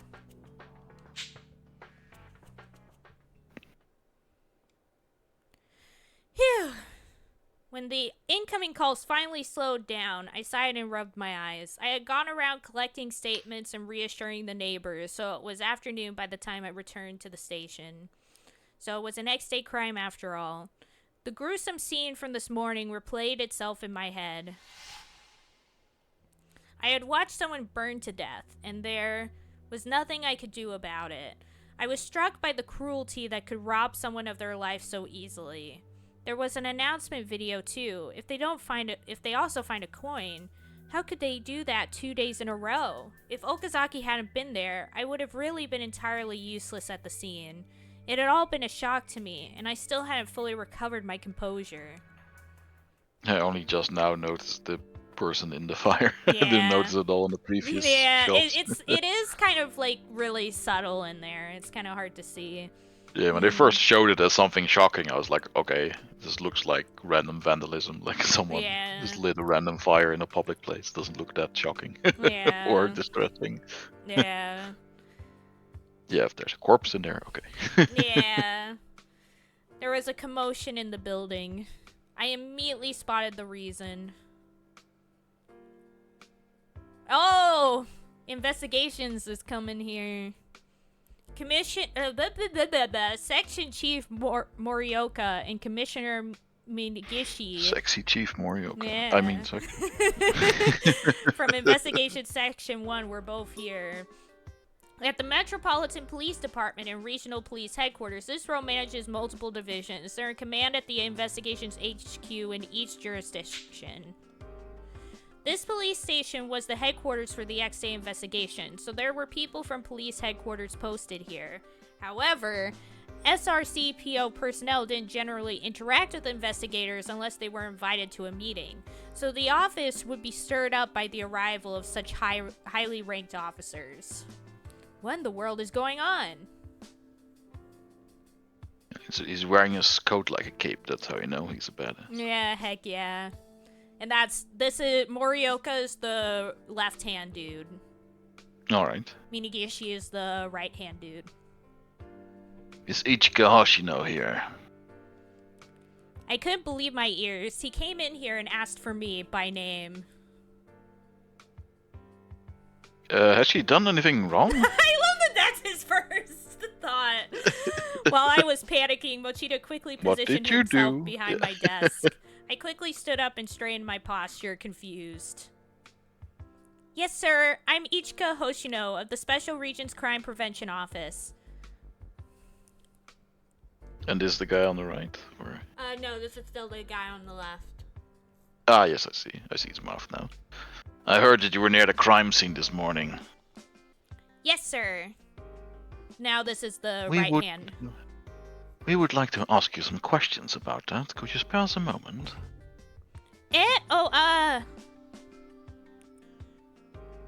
I'm Masanobu Mochida, her supervisor. Would you mind if I accompanied you? Mochida came to my rescue as I was tongue-tied with anxiety. However, Morioka shook his head no after a moment's consideration. We would mind, yes. We'd like to speak with her one-on-one first. Come with us. Yes, sir. My throat had dried out, and that was the only response I could manage. They brought me to the X-Day Investigations headquarters. Everyone else seemed to be out. It was empty. The room felt very big to me when I entered, and I grew increasingly nervous, wringing my hands tightly. So about this morning, why were you there? Huh? I thought they were going to ask me about the fire itself, so I was caught off guard by the unexpected line of questioning. I just happened to be on the way to work. I heard you were with an SP officer.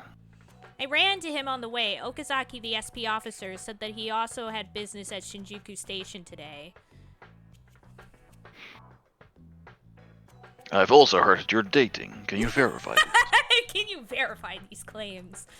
A private detective was seen following you two the entire way to work.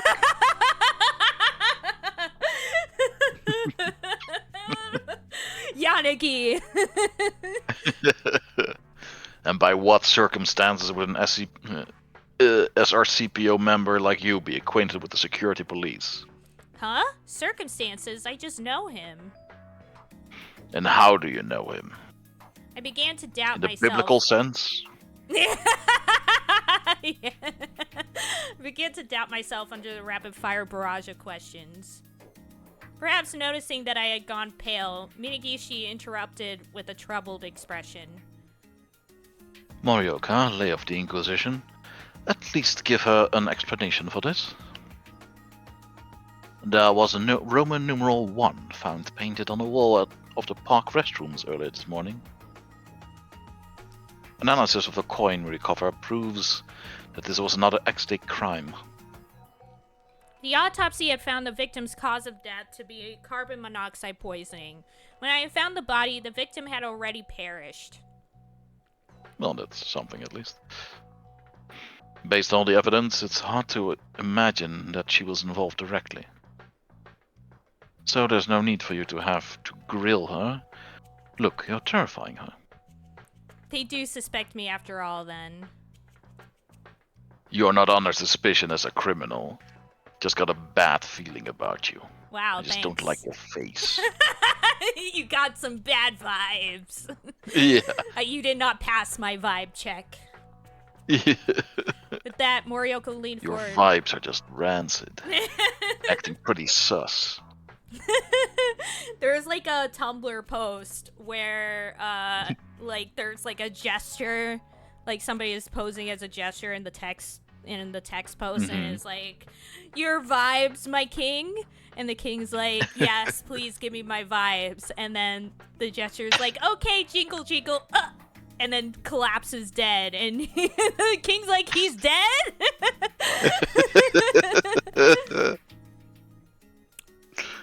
Morioka leaned forward as if searching for something in my eyes. You know something about the X-Day crimes, don't you? Something we don't know. Feeling the cold collar against my skin, I instinctively went silent. When I did, Morioka sighed deeply and quietly continued. I'll never trust someone who wears a scarf indoors. You know, that's probably fair, to be honest. You know IG Yanagi. He'll seen following you. He used to work for me. We know that you've been interacting with his team. I want to make like a mod for this game where like somehow I just kind of rewrite this route to be all about that. Morioka is actually doing this because he's still buddies with Yanagi and he's trying to like grill you about being too close to Okazaki. Yeah. He's like, I'm that's helping. why he hates you. Yeah, he's like, I'm just helping my boy. Trying to be a wingman for his bro. Yeah. Yeah. He's on Team Yanagi, that's why he Heck doesn't yeah. like the situation. He's like no, like what if it's like Morioka's team Yanagi and Minagishi is team Okazaki? Because Minagishi actually like kind of runs the SP officers, so he knows Okazaki. And so Oh, that works so perfectly. it works so perfectly. It would be so good. Like some straight up like Twilight level fangirl stuff, but with these two grown ass men. Amazing. Be so good. Did he tell you? No. He's not the kind to let that information slip so easily. Morioka bluntly remarked on his old coworker. He's way better than that. You should like him more. He's very competent. But we're getting intel about them whether they like it or not. What does that mean? How did you come to know Yanagi? I met him on patrol. I had him show me ID just to be certain. I was curious, so I looked him up in the database and saw that he was a former officer. After talking for a bit, I learned that he was independently investigating the X-Day incidents. I'm just keeping an eye out as an SRC PO so that they don't get hurt. They're civilians now. I had no idea how well they'd fall for my bald-faced lie. To begin with, someone they knew to be as cautious as Yanagi would tell someone he'd only met a few times that he was investigating X-Day. Morioka just stared into my eyes for a while, expressionless. I didn't know what he was thinking. You know that much, even though those cases aren't part of your job. Morioka did pursue the subject of Yanagi and changed the topic. Yes, I thought it was necessary for the safety of the public that I be informed. Morioka and Minagishi shared a look after my plainly stated reply. You're made of sterner stuff than you look. I see now why Yanagi likes you. Fine, enough about Yanagi. For once. We'll overlook it for now. Just don't hold hands with that other guy anymore. On to the main topic. Oh, that wasn't even the main topic. I shifted in my chair, bracing myself for the big issue. On to the main topic. What is your relationship to? Yeah, and it's like, oh god, no. They never even talk about the whole burning thing. They're just only talking about the relationship Yeah, stuff. yeah, like this is them doing like the workplace gossip, basically. The video for the crime that... Oh wait, this is you. Yeah. The video for the crime that occurred on the 7th was only sent to this police station. We believe its release was limited because the criminals were afraid they'd be traced too fast. They appear to have arrived at... Oh, but... Yeah. You know, this is you. They appear to have arrived at the same conclusion as Yanagi's team. But the video this morning was streamed to the public, at about the same time that the crime was committed in broad daylight. Witness statements placed a suspicious female near the crime scene. We haven't gotten any solid leads on that yet. 2 crimes had occurred in 2 days, but it looked like the investigation wasn't going as desired. Now that the countdown is reaching 0, they're behaving more erratically. Adonis is a terrorist group of many people. We've concluded that the string of crimes so far have been committed by multiple individuals. The leaders of the organization may be starting to sacrifice their pawns. Yeah, they don't care if we catch their minions. In fact, they're daring us to arrest them. They must be confident that we couldn't hit the heart of their organization, even if we were to arrest the perpetrators. Maybe the group was confident that their peons wouldn't betray the organization, or perhaps the low-level criminals didn't know anything about Adonis to begin with. I wonder which was the case. Did anything stand out to you at the fire today? It's all in my report. Tell us. It's fine if it's redundant. Understood. I can't read. He's like, sorry. That's my one weakness. Yeah. So I can't can't remember if this is like revealed in this route, so I'm gonna state this because it is kind of like the whole start of Sasuke's route kind of focuses on this factoid. Is that when Yanagi and Okazaki are having their discussion, Okazaki mentions that the guy that was arrested had an airtight alibi for the previous case. Yeah. But the thing is, based on information that is, and this isn't really a spoiler because it is something that, like, you can figure out on your own if you really think about it. But it's kind of like the start of the route to prove that Ichika can be Sasuke's partner. She has to figure it out kind of on her own. But, basically, the idea is that since Adonis is this big organization, they're doing this thing called, like, substitute killings, where the person who would most likely commit the crime doesn't actually do the crime. They do the next one. They do the next one for somebody else, and that somebody else does their crime. So that's what makes it so hard to pinpoint the suspects, because the people because they never have a motive. Yeah, they never have a motive, because they're doing it for the people who do have a motive. So that's why they go after people who could be at the scene doing something, even if they don't have a motive for it. It does seem like a flaw, though, because then, like, the person who's gonna do the next crime is already under surveillance for, being a suspect in the previous crime. Yeah. It is, like, the thing that they're kind of doing now is looking at, let's, arrest other people. But I think part of the issue there is that the public may not realize that this is what's going on. And so I think that's kind of part of what Adonis is trying to do, is, again, to paint the police in a bad light by, like, they arrested this person for no reason, that sort of thing. When, no, there was a reason. They got the wrong person again. But yeah, so that's kind of, like, the gist of what's going on here. And that's why they mention, like, sacrificial pawns and all that stuff as well. Because, basically, it's the idea that Adonis is this big organization and it's multiple people doing these crimes. And the leader is still ambiguous. Gasoline had already been poured all over the scene when I arrived, and I couldn't approach the source of the fire. Bundles of paper were also scattered around the victim, and I found a burning scrap of a very strange note. I told them all this as politely as possible.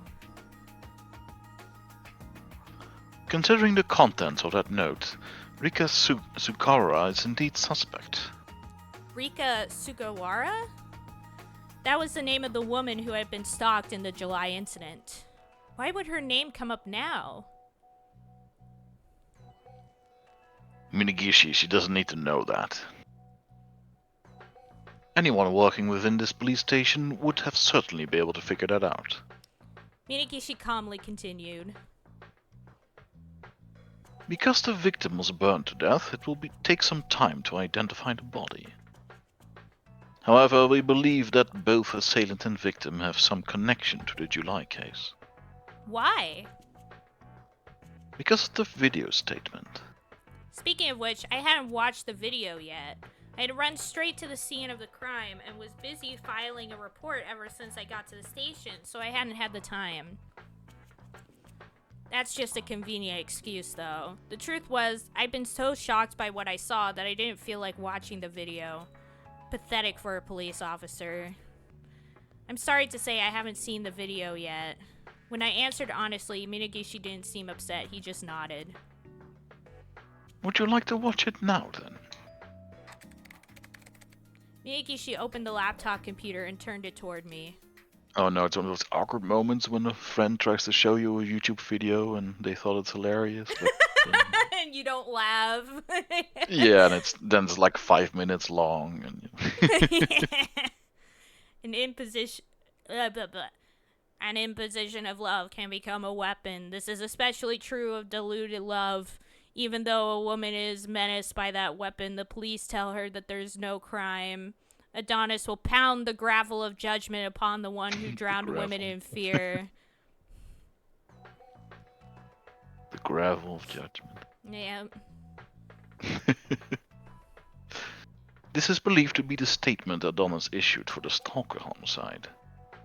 Wait, did I say gravel instead of gavel? Yeah. I'm sorry. That's funny. Yesterday's gun homicide was related to August. It all started with that online game. Based on that statement, it is sensible to conclude that this case is also connected to a past event. So you're saying that it's connected to the stalker incident back in July? We can't help but suspect it. The assailant in the July case was in detention. The woman who had been stalked by the victim, Rika Sugawara, was also suspected of being involved with Adonis and X-Day at the time. Is it true that Rika Sugawara was a victim of stalking? Yes, there's no doubt about that point. If she's not related to Adonis, but is actually completely a victim, wouldn't arresting her be causing her immeasurable mental anguish? If she really is completely unrelated, I suppose it is. Oh, you didn't find any evidence connecting her to Adonis back then, right? We're the police. We don't worry about how our conduct affects people's mental state. As you said earlier, it's a known fact that Sugawara had been harassed by a stalker for a long time. For that reason, after the July homicide, we didn't dig too deeply during our interviews with her. The police had absolutely failed her by allowing her to be tortured for as long as we did. Even the noblest person would have felt like she'd be wronged by the police.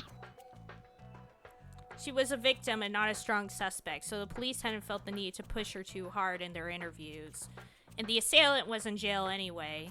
Even if she was taken in for incitement to murder, it'd be a difficult case without evidence. The crime of inciting others to commit the crime of murder, the one who committed the murder and the one who incited it would be subject to prosecution. We can't treat her that way this time. There's no reason to rule her out as a suspect. That ended the conversation for now, so I was dismissed and told to return to SRCPO.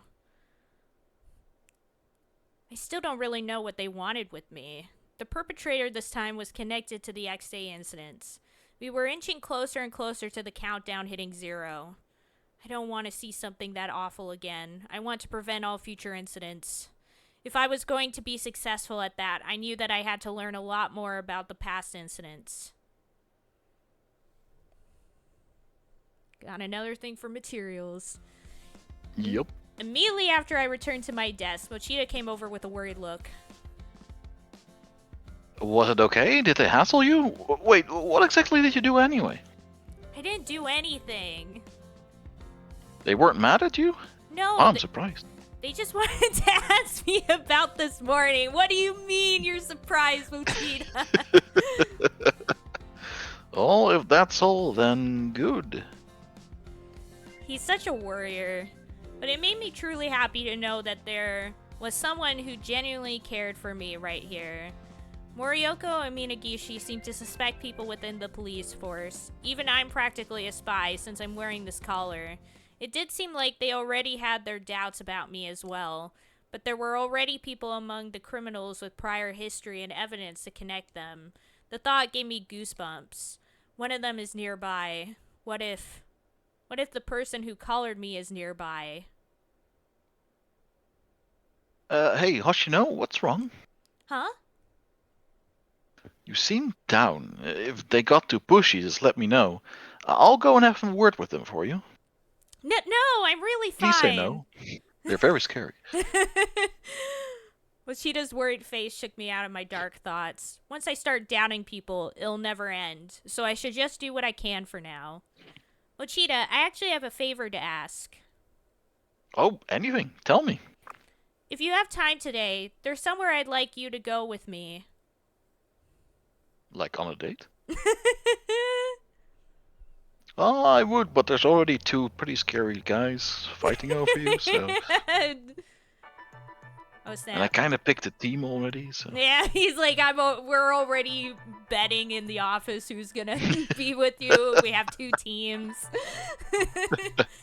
Which would make it even funnier if it ended with the polygamy route. Yeah.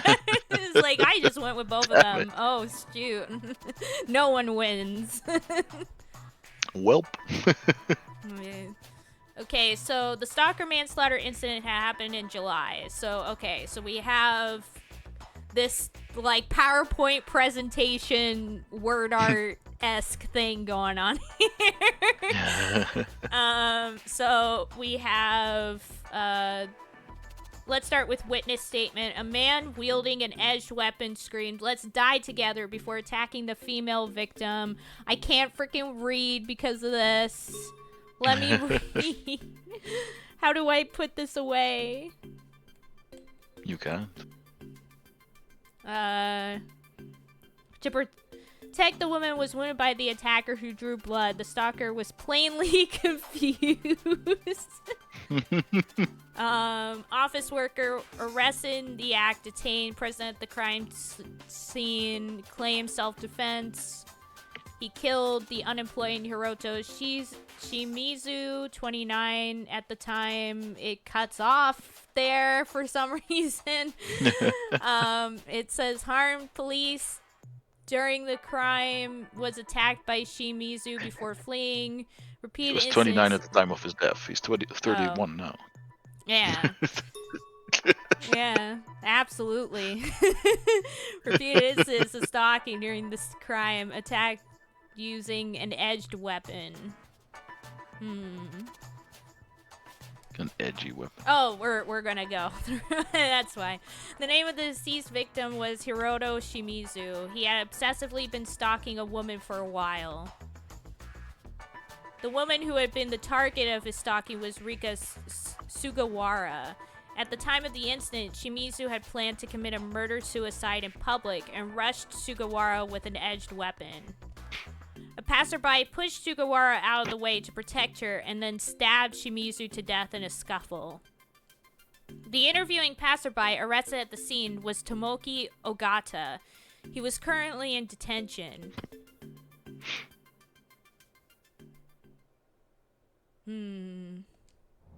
On the surface, it appeared to be a simple case, and it wasn't even initially classified as a next-day crime at the time.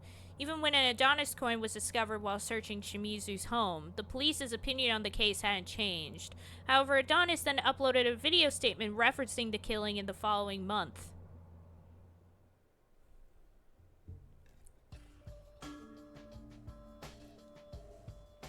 Ogata had been temporarily detained. A man was arrested for defending himself. Don't you find this unreasonable? This woman had been plagued by her stalker for ages, but the police did nothing. We, Adonis, could not overlook this, so we passed judgment on the victim's behalf. Countdown to X Day, 6. Also, this month's countdown is 5. Soon, our judgment shall fall again. Due to this video, the homicide was now treated as part of the string of X Day crimes. The assailant was arrested. He insisted upon his innocence and that he acted in self-defense, but the case's motive and larger scope were unknown. I'll ask Sakuragawa for more details on the case from back then.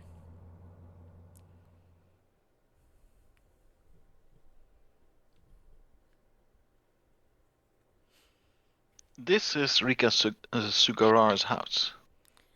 Thank you. Good for you, Hoshino. You were so worried about the stalking victim that you wanted to check on her mental health. That's the job of the local office to begin with. That means he definitely also set a guy on fire yesterday, but that's true. Nah, I'm just impressed. I hadn't lied to Mochida. Sugawara hadn't been able to rely on the police to protect her from her stalkers. She had deep psychological wounds. To top it off, she'd been suspected as a murderer and subject to vicious slander by the media, though the possibility of some of it being true hadn't been ruled out. If Investigations HQ suspects her, they'll come looking for her soon enough. It could just exasperate the damage that had already been done to her psyche. Whether or not Sugawara was related to X-Day, I was personally worried about her state of mind. Mochita, will you mind waiting here? Yeah, I understand. Call me right away if anything happens. Like she sets you on fire or something. Due to her circumstances, Sugawara might not respond well to men. Mochita stayed in the hallway, and I pushed the intercom in front of her door. Who is it? I'm Officer Ichika Hoshino from the local office of Shinjuku Police Station. There was a silence. I've told you everything there is to know. Please leave. An icy voice came back over the speaker. Please wait a moment. I'm not here because of the investigation. I just came to make sure you're safe. Have you noticed anything unusual lately? You're checking on me? After all this time? After writing me off as having a persecution complex or being overly sensitive every time I complained? Now I'm under suspicion because of yesterday, and you're claiming you want to see if I'm alright?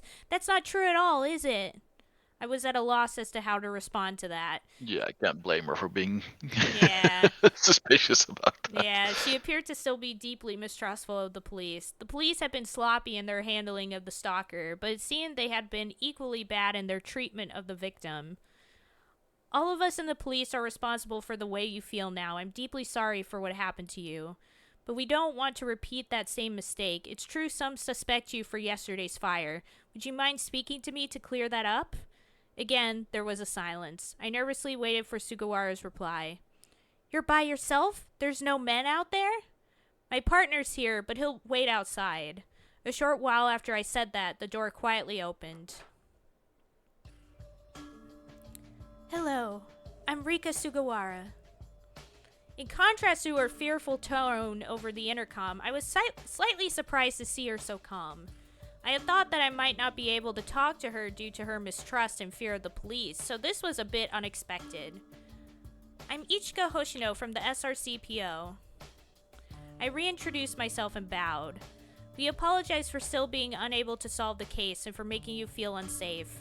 On behalf of the police, I deeply apologize for the pain that was caused to you and our failure to prevent it. There's no excuse for the way you were treated. Look, enough of that. It was an expressionless voice. I looked up. This is way too late. My life has already been ruined. Utterly destroyed. In contrast to her words, she smiled thinly, but her eyes were not laughing at all. But I've finally been reborn. I can finally live a new life, so just keep out of my way. Reborn? I didn't understand. Like a phoenix rises from the ashes, from the flames. Yeah. But she was acting neither scared nor angry. The way she spoke with a casual smile told me that she clearly didn't want my help. Looks like I won't get through to her. Asking for her trust after all this time was probably impossible. When I said nothing, at a loss, Sugawara's smile disappeared and her face grew more serious. Do you have anyone you love? Huh? Or maybe two. Or maybe two. I'm also part of that whole betting pool somehow. Like the whole Shinjuku is in on it. She's trying to get some info on who's the most likely to win. Yeah. Confused by the non sequitur, I tilted my head. You mean someone I like? Yeah. She probably meant to ask if I had a love interest. I loved my parents and Kazuki. They were irreplaceable to me. But as for anyone else, I couldn't say that there was. No, not really. Wow. Just dissing. Yeah, my eyes widened at her sudden laughter. She seemed to find that oddly hilarious. After laughing for a while... Unfortunately, you are maidenless. She sighed and gave me a look. How sad, you still don't know love. I have Goddamn. someone I love. We just met recently, so now I know the feeling. What it's like to love someone so badly that you kill for him. Good lord. Sugawara's joyous expression bordered on madness, and it sent a chill down my spine. That It's basically an person admission of saved me. guilt. Yeah. He put an end to those days where I just cried and hid all the time. Before, I had no idea what drove that Shimizu to try and kill me and himself, but now I know. Dying together with my beloved would be the greatest joy there is. Dazai Osamu Lord. really did a number on Japanese culture. Her words made me flash back to a certain image. I love you so badly I want to kill you. That was the phrase on the burning note. Sugawara's words matched it. I'm grateful to Shimizu now. He taught me the true meaning of love. I was speechless, and I looked away from Sugawara, who was now smiling ecstatically.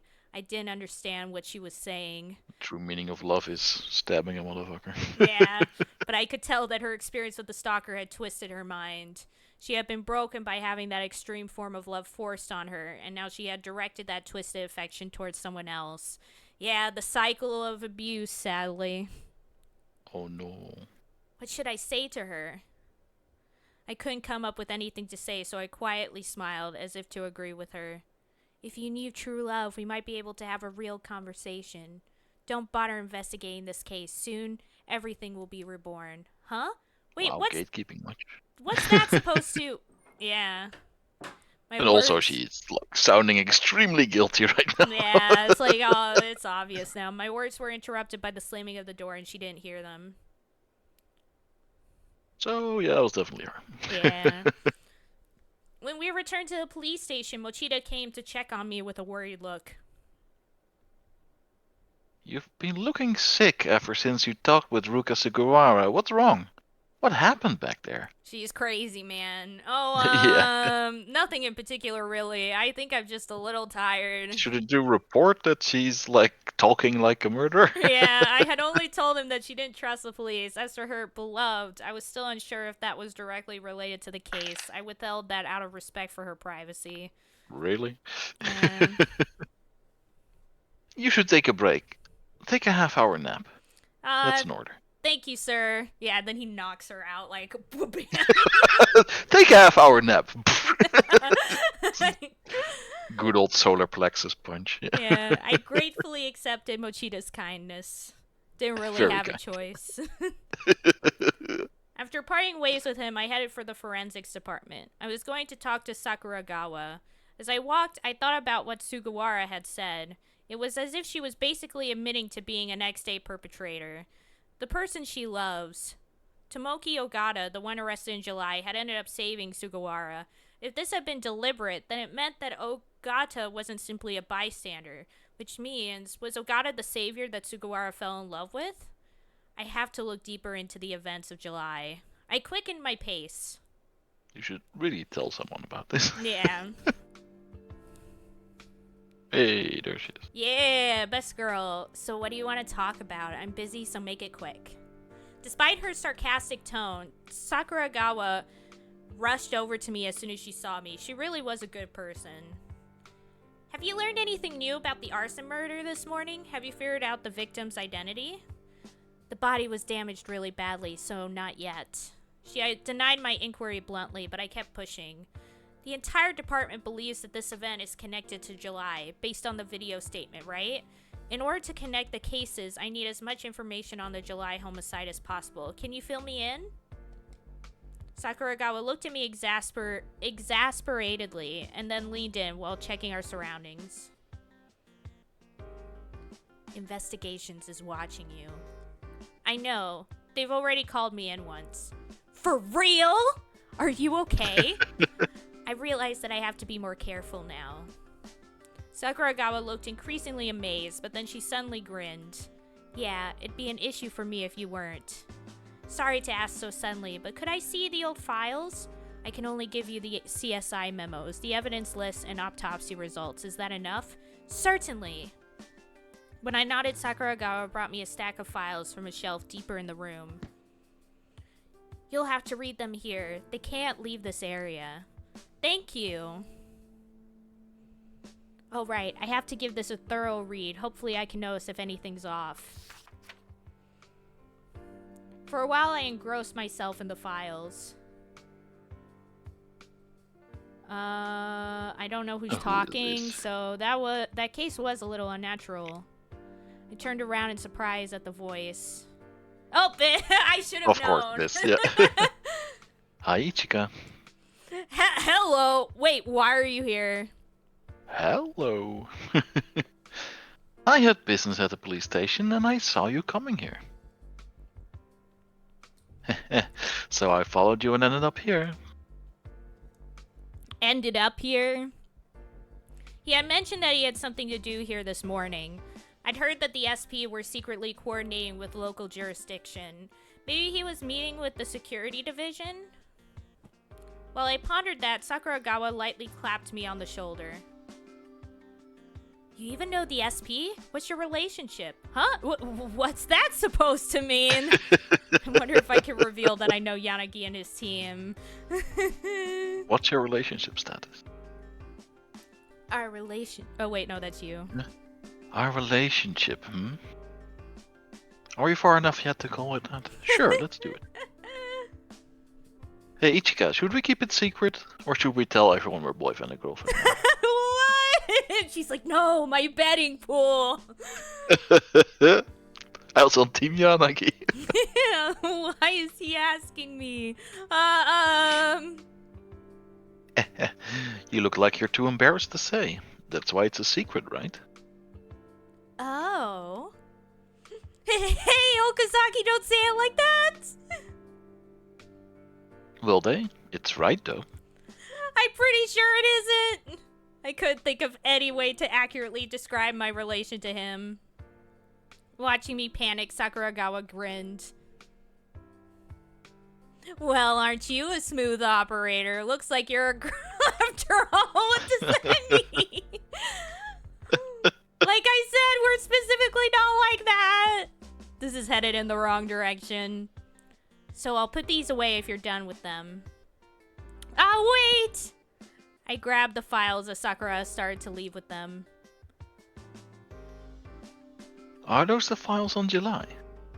Yes. Instead of berating me, Okazaki now looked curious. Can I... Oh, wait. Can I see them too? Eh? As an SP officer, Okazaki, like myself, wouldn't have authority to investigate the case. I looked to Sakuragawa for a response. It's none of my business. She returned to her own work. I think she was enjoying this. I suppose that reaction meant that he also had her permission to see them. Looks like she's okay with it. Let me see. I don't know. With a tinge of uncertainty, I turned the page. The crime had occurred in Kabukicho. There was a lot of foot traffic at the time. Okay.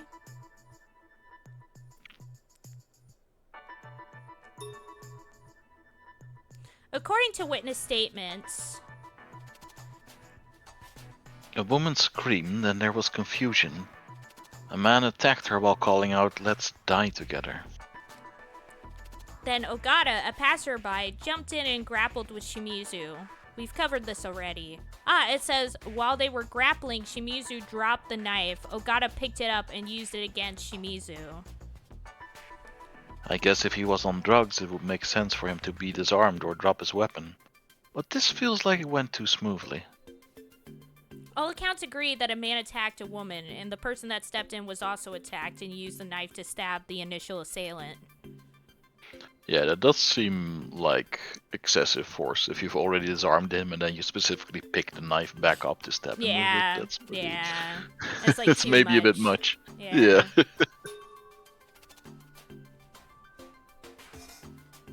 Oh, look at this. One of the statements is a little different. The passerby Ogata twisted Shimizu's wrist. What if this is how he got Shimizu to drop the knife? These accounts are not necessarily reliable. Another one, here. It says that Ogata did something when he stepped in to protect a woman. Or said something. Yeah. There's no record of what he said, though. You won't get anything else out of this.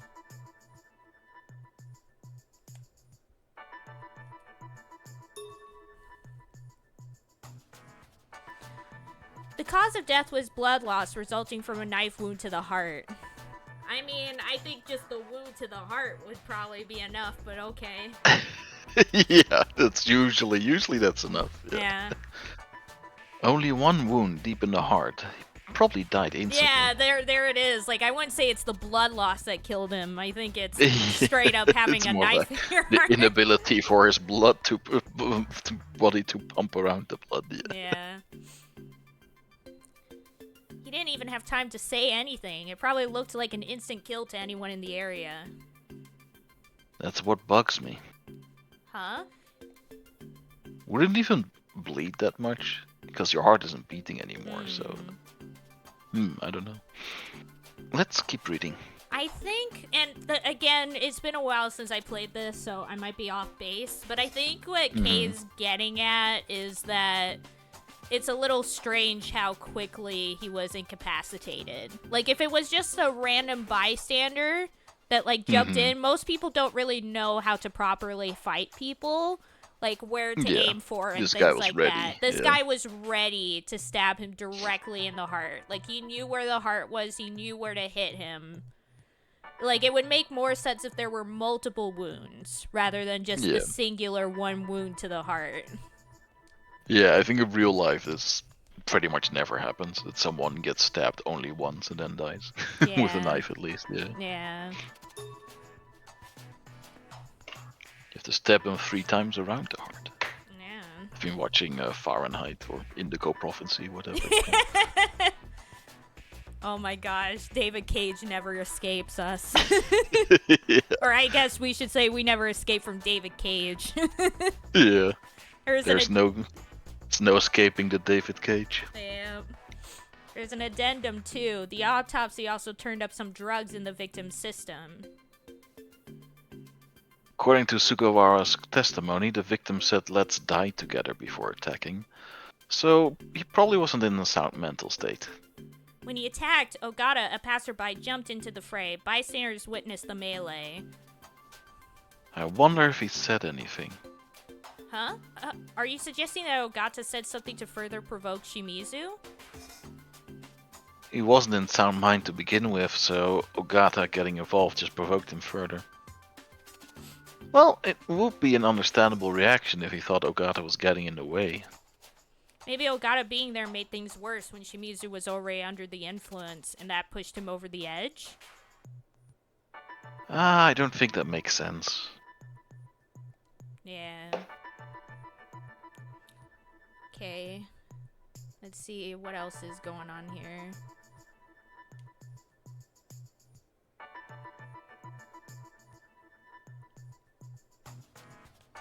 Where's the magic pixel?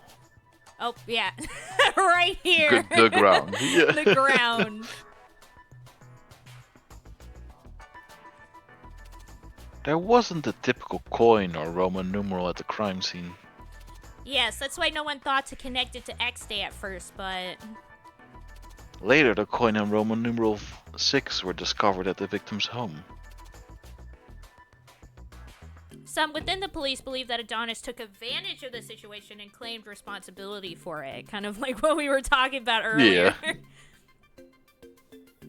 If we assume that that's completely unrelated to X-Day, that would mean Adonis had to immediately locate the victim's home after his death and plant the evidence before the police showed up. That'd be pretty impressive, yeah. Yeah. That would be the only way to spin the accident as one of their own attacks. But that's not very realistic, is it?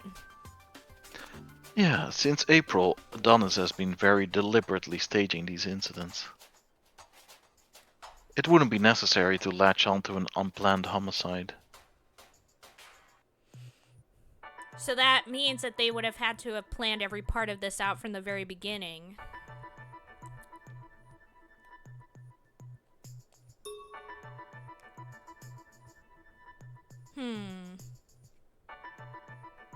Did you notice something about the terrain? I feel like we might have overlooked something. There weren't any lost belongings at the scene. All they found were Shimizu's wristwatch and the knife he used. Wait, what's this garbage-looking thing in the photo? It's just trash. Ugh. Ichika, I'm pretty sure that the photo was taken for evidence preservation and that the forensics scoured every nook and cranny. To preserve the scene of the crime by cooperating with forensics so that evidence is not tampered with after a crime is committed. You're right. Sorry, I was just spinning my wheels. No need to rush. What's important isn't that we find mistakes, but take stock of all the information there is. Okay. Okay.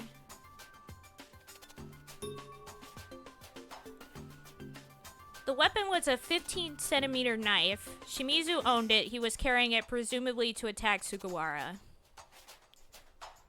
The only fingerprints on the weapon were those of the victim, Shimizu, and the assailant, Ogata. No fingerprints or Sugawara, it looks like. Wouldn't that be obvious? I'm just interested in possibilities. Let's keep reading.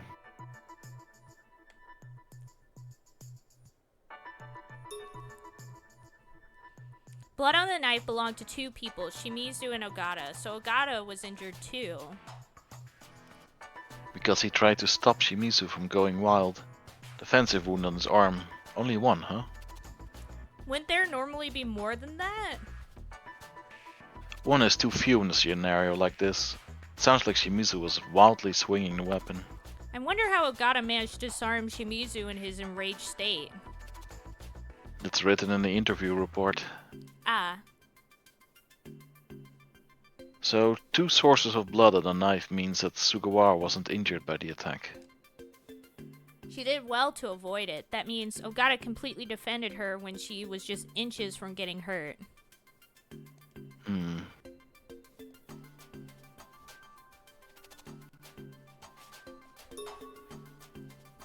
The deceased Shimizu was age 29, unemployed. He was suspected of stalking the same woman previously. Enrika Sugawara is age 25, an office worker in Shinjuku. Shimizu had reportedly been stalking her for a few years. There are police records of her reporting the stalking multiple times.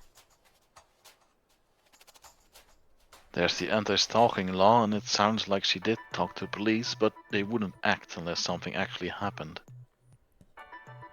This could have all been prevented if they just did.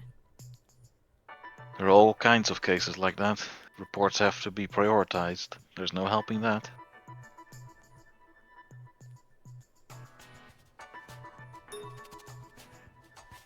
The passerby and assailant, Tomoki Ogata, is age 34 and an office worker in Shinjuku. He's changed jobs twice in the last 2 years. Probably because he was a suspect in the police abductions and murder in May. He was taken in on a mistaken arrest by the deceased officer. He was suspected of acting in revenge. An arrest where a suspect is taken into custody and later released after a thorough investigation has been conducted. The police are not legally liable for the mistake. He's got quite a history here. 2 years ago, he stepped in to stop a fight on a train platform. One of the men fell onto the tracks and died. That's why Ogata was arrested. And in May, the cop that arrested him was killed. So Ogata was suspected again and thought to be acting revenge.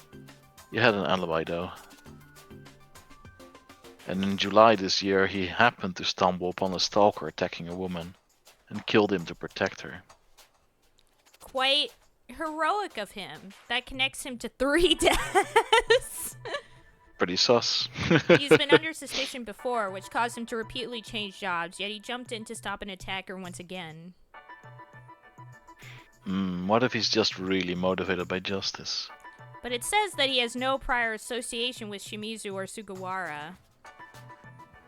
This would make a lot more sense if he did. It isn't easy to go this far for someone you've never seen or met before. Lucas talking. Yeah, exactly. Mr. 24/7 protection. Yeah.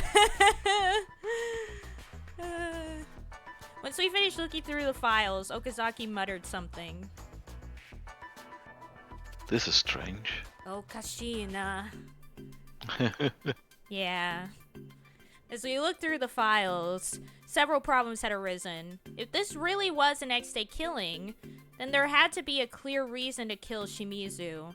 Assuming that was true, then the scenario wasn't an accident and was full of holes. Sugawara was completely unscathed by the attack.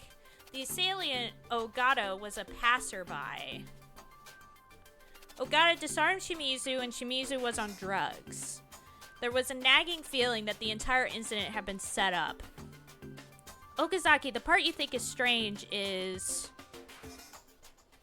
Yeah, that he stabbed him in the second heart. one, yeah. We already talked about that. I didn't even know that this was gonna be a choice. I just remembered, I guess. I can be smart sometimes. Oh, look! Hmm. Oh, wait, no, this is because it's for investigation stuff. Never mind. Okay. That Ogata killed Shimizu with a single thrust to the heart. Yeah, I'm impressed. You have good instincts. Eh? I thought it was something that was easy to notice if you read the files closely. Maybe, but there's a lot of confusing information. I'm impressed you picked that out. I'm happy to be complimented, but does he really think I'm that thoughtless?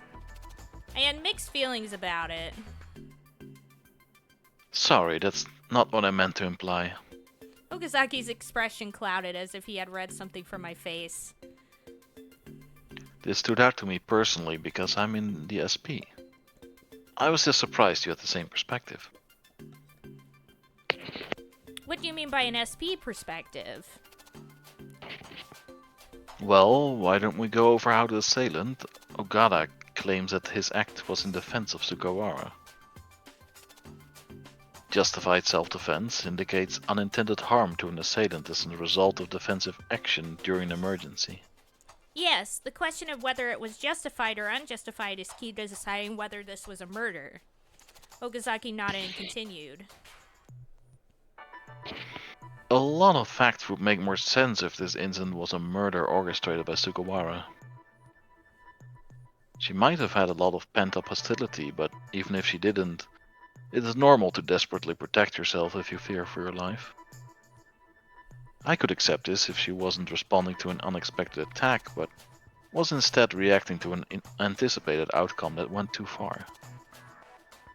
She wasn't attacked by someone she didn't know, but rather someone she had prior experience with, someone who'd made death threats against her. She knew the danger she was in, so she might have been mentally ready to kill her attacker. I can understand how that feels. I've done it before too. Yeah, I can relate. Do it all the time. Yeah, it happens sometimes, you know? But the person that killed the stalker was just a random passerby, right? Or was he? Yeah. Yet he managed to take the frenzy attacker's knife, stab his heart, and not get badly hurt. But Ogata had a defensive wound on his arm from the knife, right? Scars or marks that are caused when a victim is defending themselves from their attacker. One example would be scratches on the arm suffered while trying to cover and protect their face. Some of these are like weird dictionary definitions. Maybe in Japanese it makes more sense that there needs to be a definition for it. It seems like the self-defense claims focus on that point. If you ask me, it looks like he cut himself on purpose. On purpose? He only has one wound. Don't you think that's a really fortunate outcome in this situation? Ah, Shimizu was high and wildly flailing the knife around. On top of that, Ogata was also shielding Sugawara. But he got away with only a minor flesh wound. Just a flesh wound. Perhaps Ogata is a composed fighter and used to wielding edged weapons? Yeah, it sounds simple to say he stabbed Shimizu in the heart, but that's really tough to do. Trust me, I have experience. I learned that at the police academy too. It was hard to target the heart, slightly left of center mass and also protected by the rib cage. I wouldn't expect a random passerby to try for such a high difficulty strike. But I guess there's always a chance that a skilled martial artist is in the area, or the guy just got one super lucky attack in.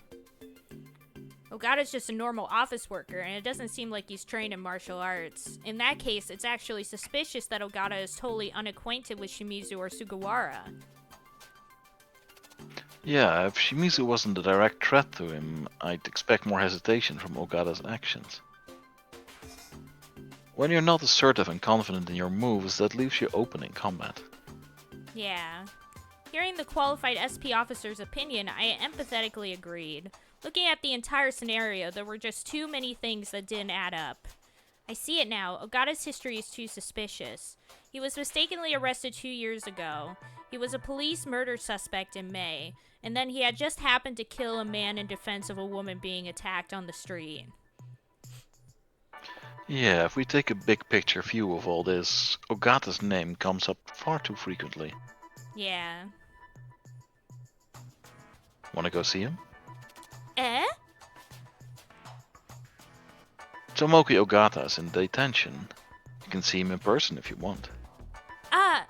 It had been right under my nose. If I were to speak to Ogata in person, I'd be able to clear up many of my suspicions. But there was something nagging at me.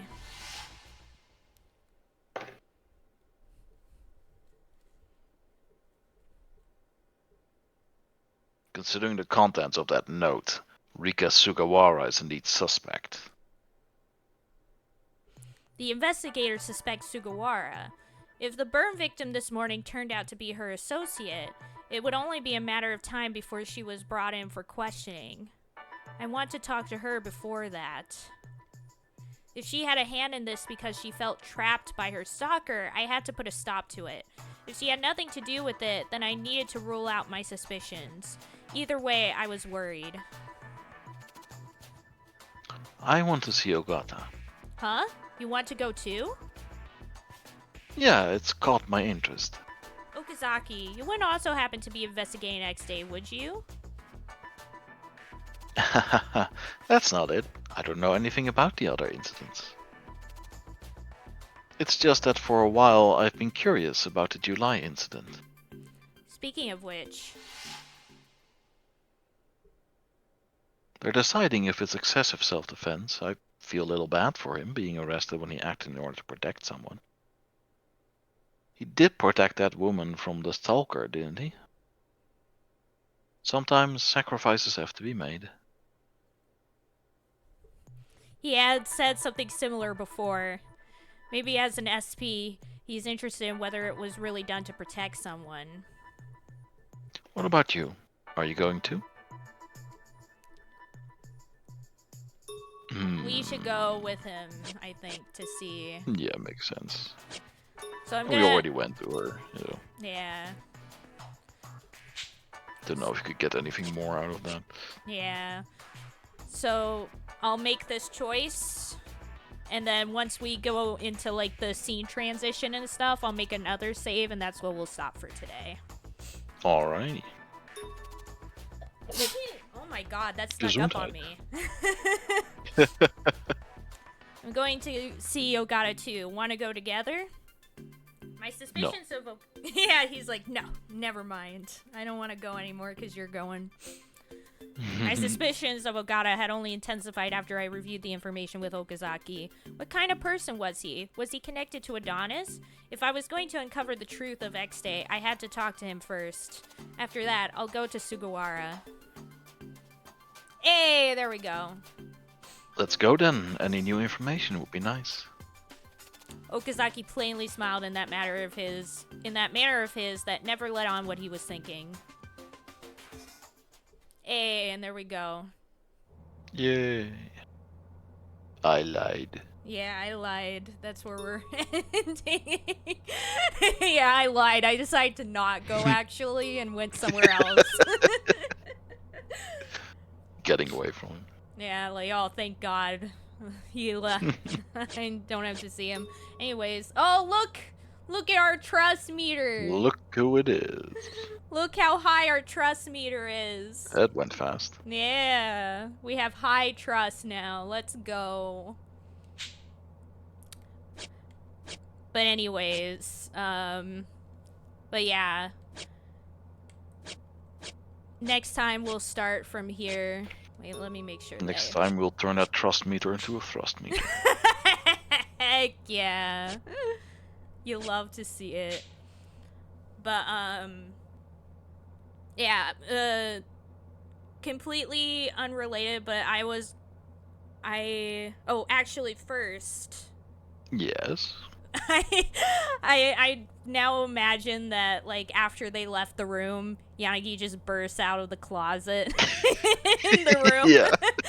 It's like, oh Just in god, there I the whole gotta time. run, and then like Sakura Gawa is like in there, and she's like, what? What just happened? And he runs after them. Be great. But and then on the other note, you should definitely watch the Game Clam videos on YouTube. They're great. They're all amazing. They're my favorite videos. I've watched them multiple times. Nice. But yeah, I hope you're enjoying this so far, Rolf. Yeah. Heck yeah. Let's go catch some murderers. Yeah. That's the thing I like about this game as well, is that it's very focused on like solving these cases, and the romance is a bit secondary. Just kind of like with Hakuoki and a lot of other of my fave otome games, where the romance is kind of like is there, but the main focus is still like the plot. Yeah, it's boring if the romance is just all there is to it. Yeah. It needs a backdrop. Yeah. Yeah, exactly. Yee. But yeah. Alright. Well, I'll yeah. see you next week then. Yee, I'll see you then. So now we're on by the way, we're on chapter 2 right now, and there's 6 chapters. Alright. So we're making our way through. Making good progress. Cool. Yeah. But yee. Alright. I'll see you later. Good Have luck a with good work. night. Thank you. I'll see you later, Rolf. Thanks for hanging out as always. I love you. See you later. Bye-bye. Bye-bye. But yeah, so next time, might as well stop streaming and leave the call here. But yeah, next time we'll continue more with Caller X Malice. Unless Rolf can't join, then we'll play more Oxenfree 2. One or the other. And then Saturday, I actually don't know what we're doing, so I should probably make a poll soon. Just a thought, probably. But yeah, thank you guys all so much for joining as always. Let's see who we shall raid. Let's see who is live. Oh, Sarah is live. Let's raid Sarah. Sarah Eden. There we go. But yeah, thank you guys all so much for joining. I love each and every one of you so much. And I'll see you all next time. Bye-bye.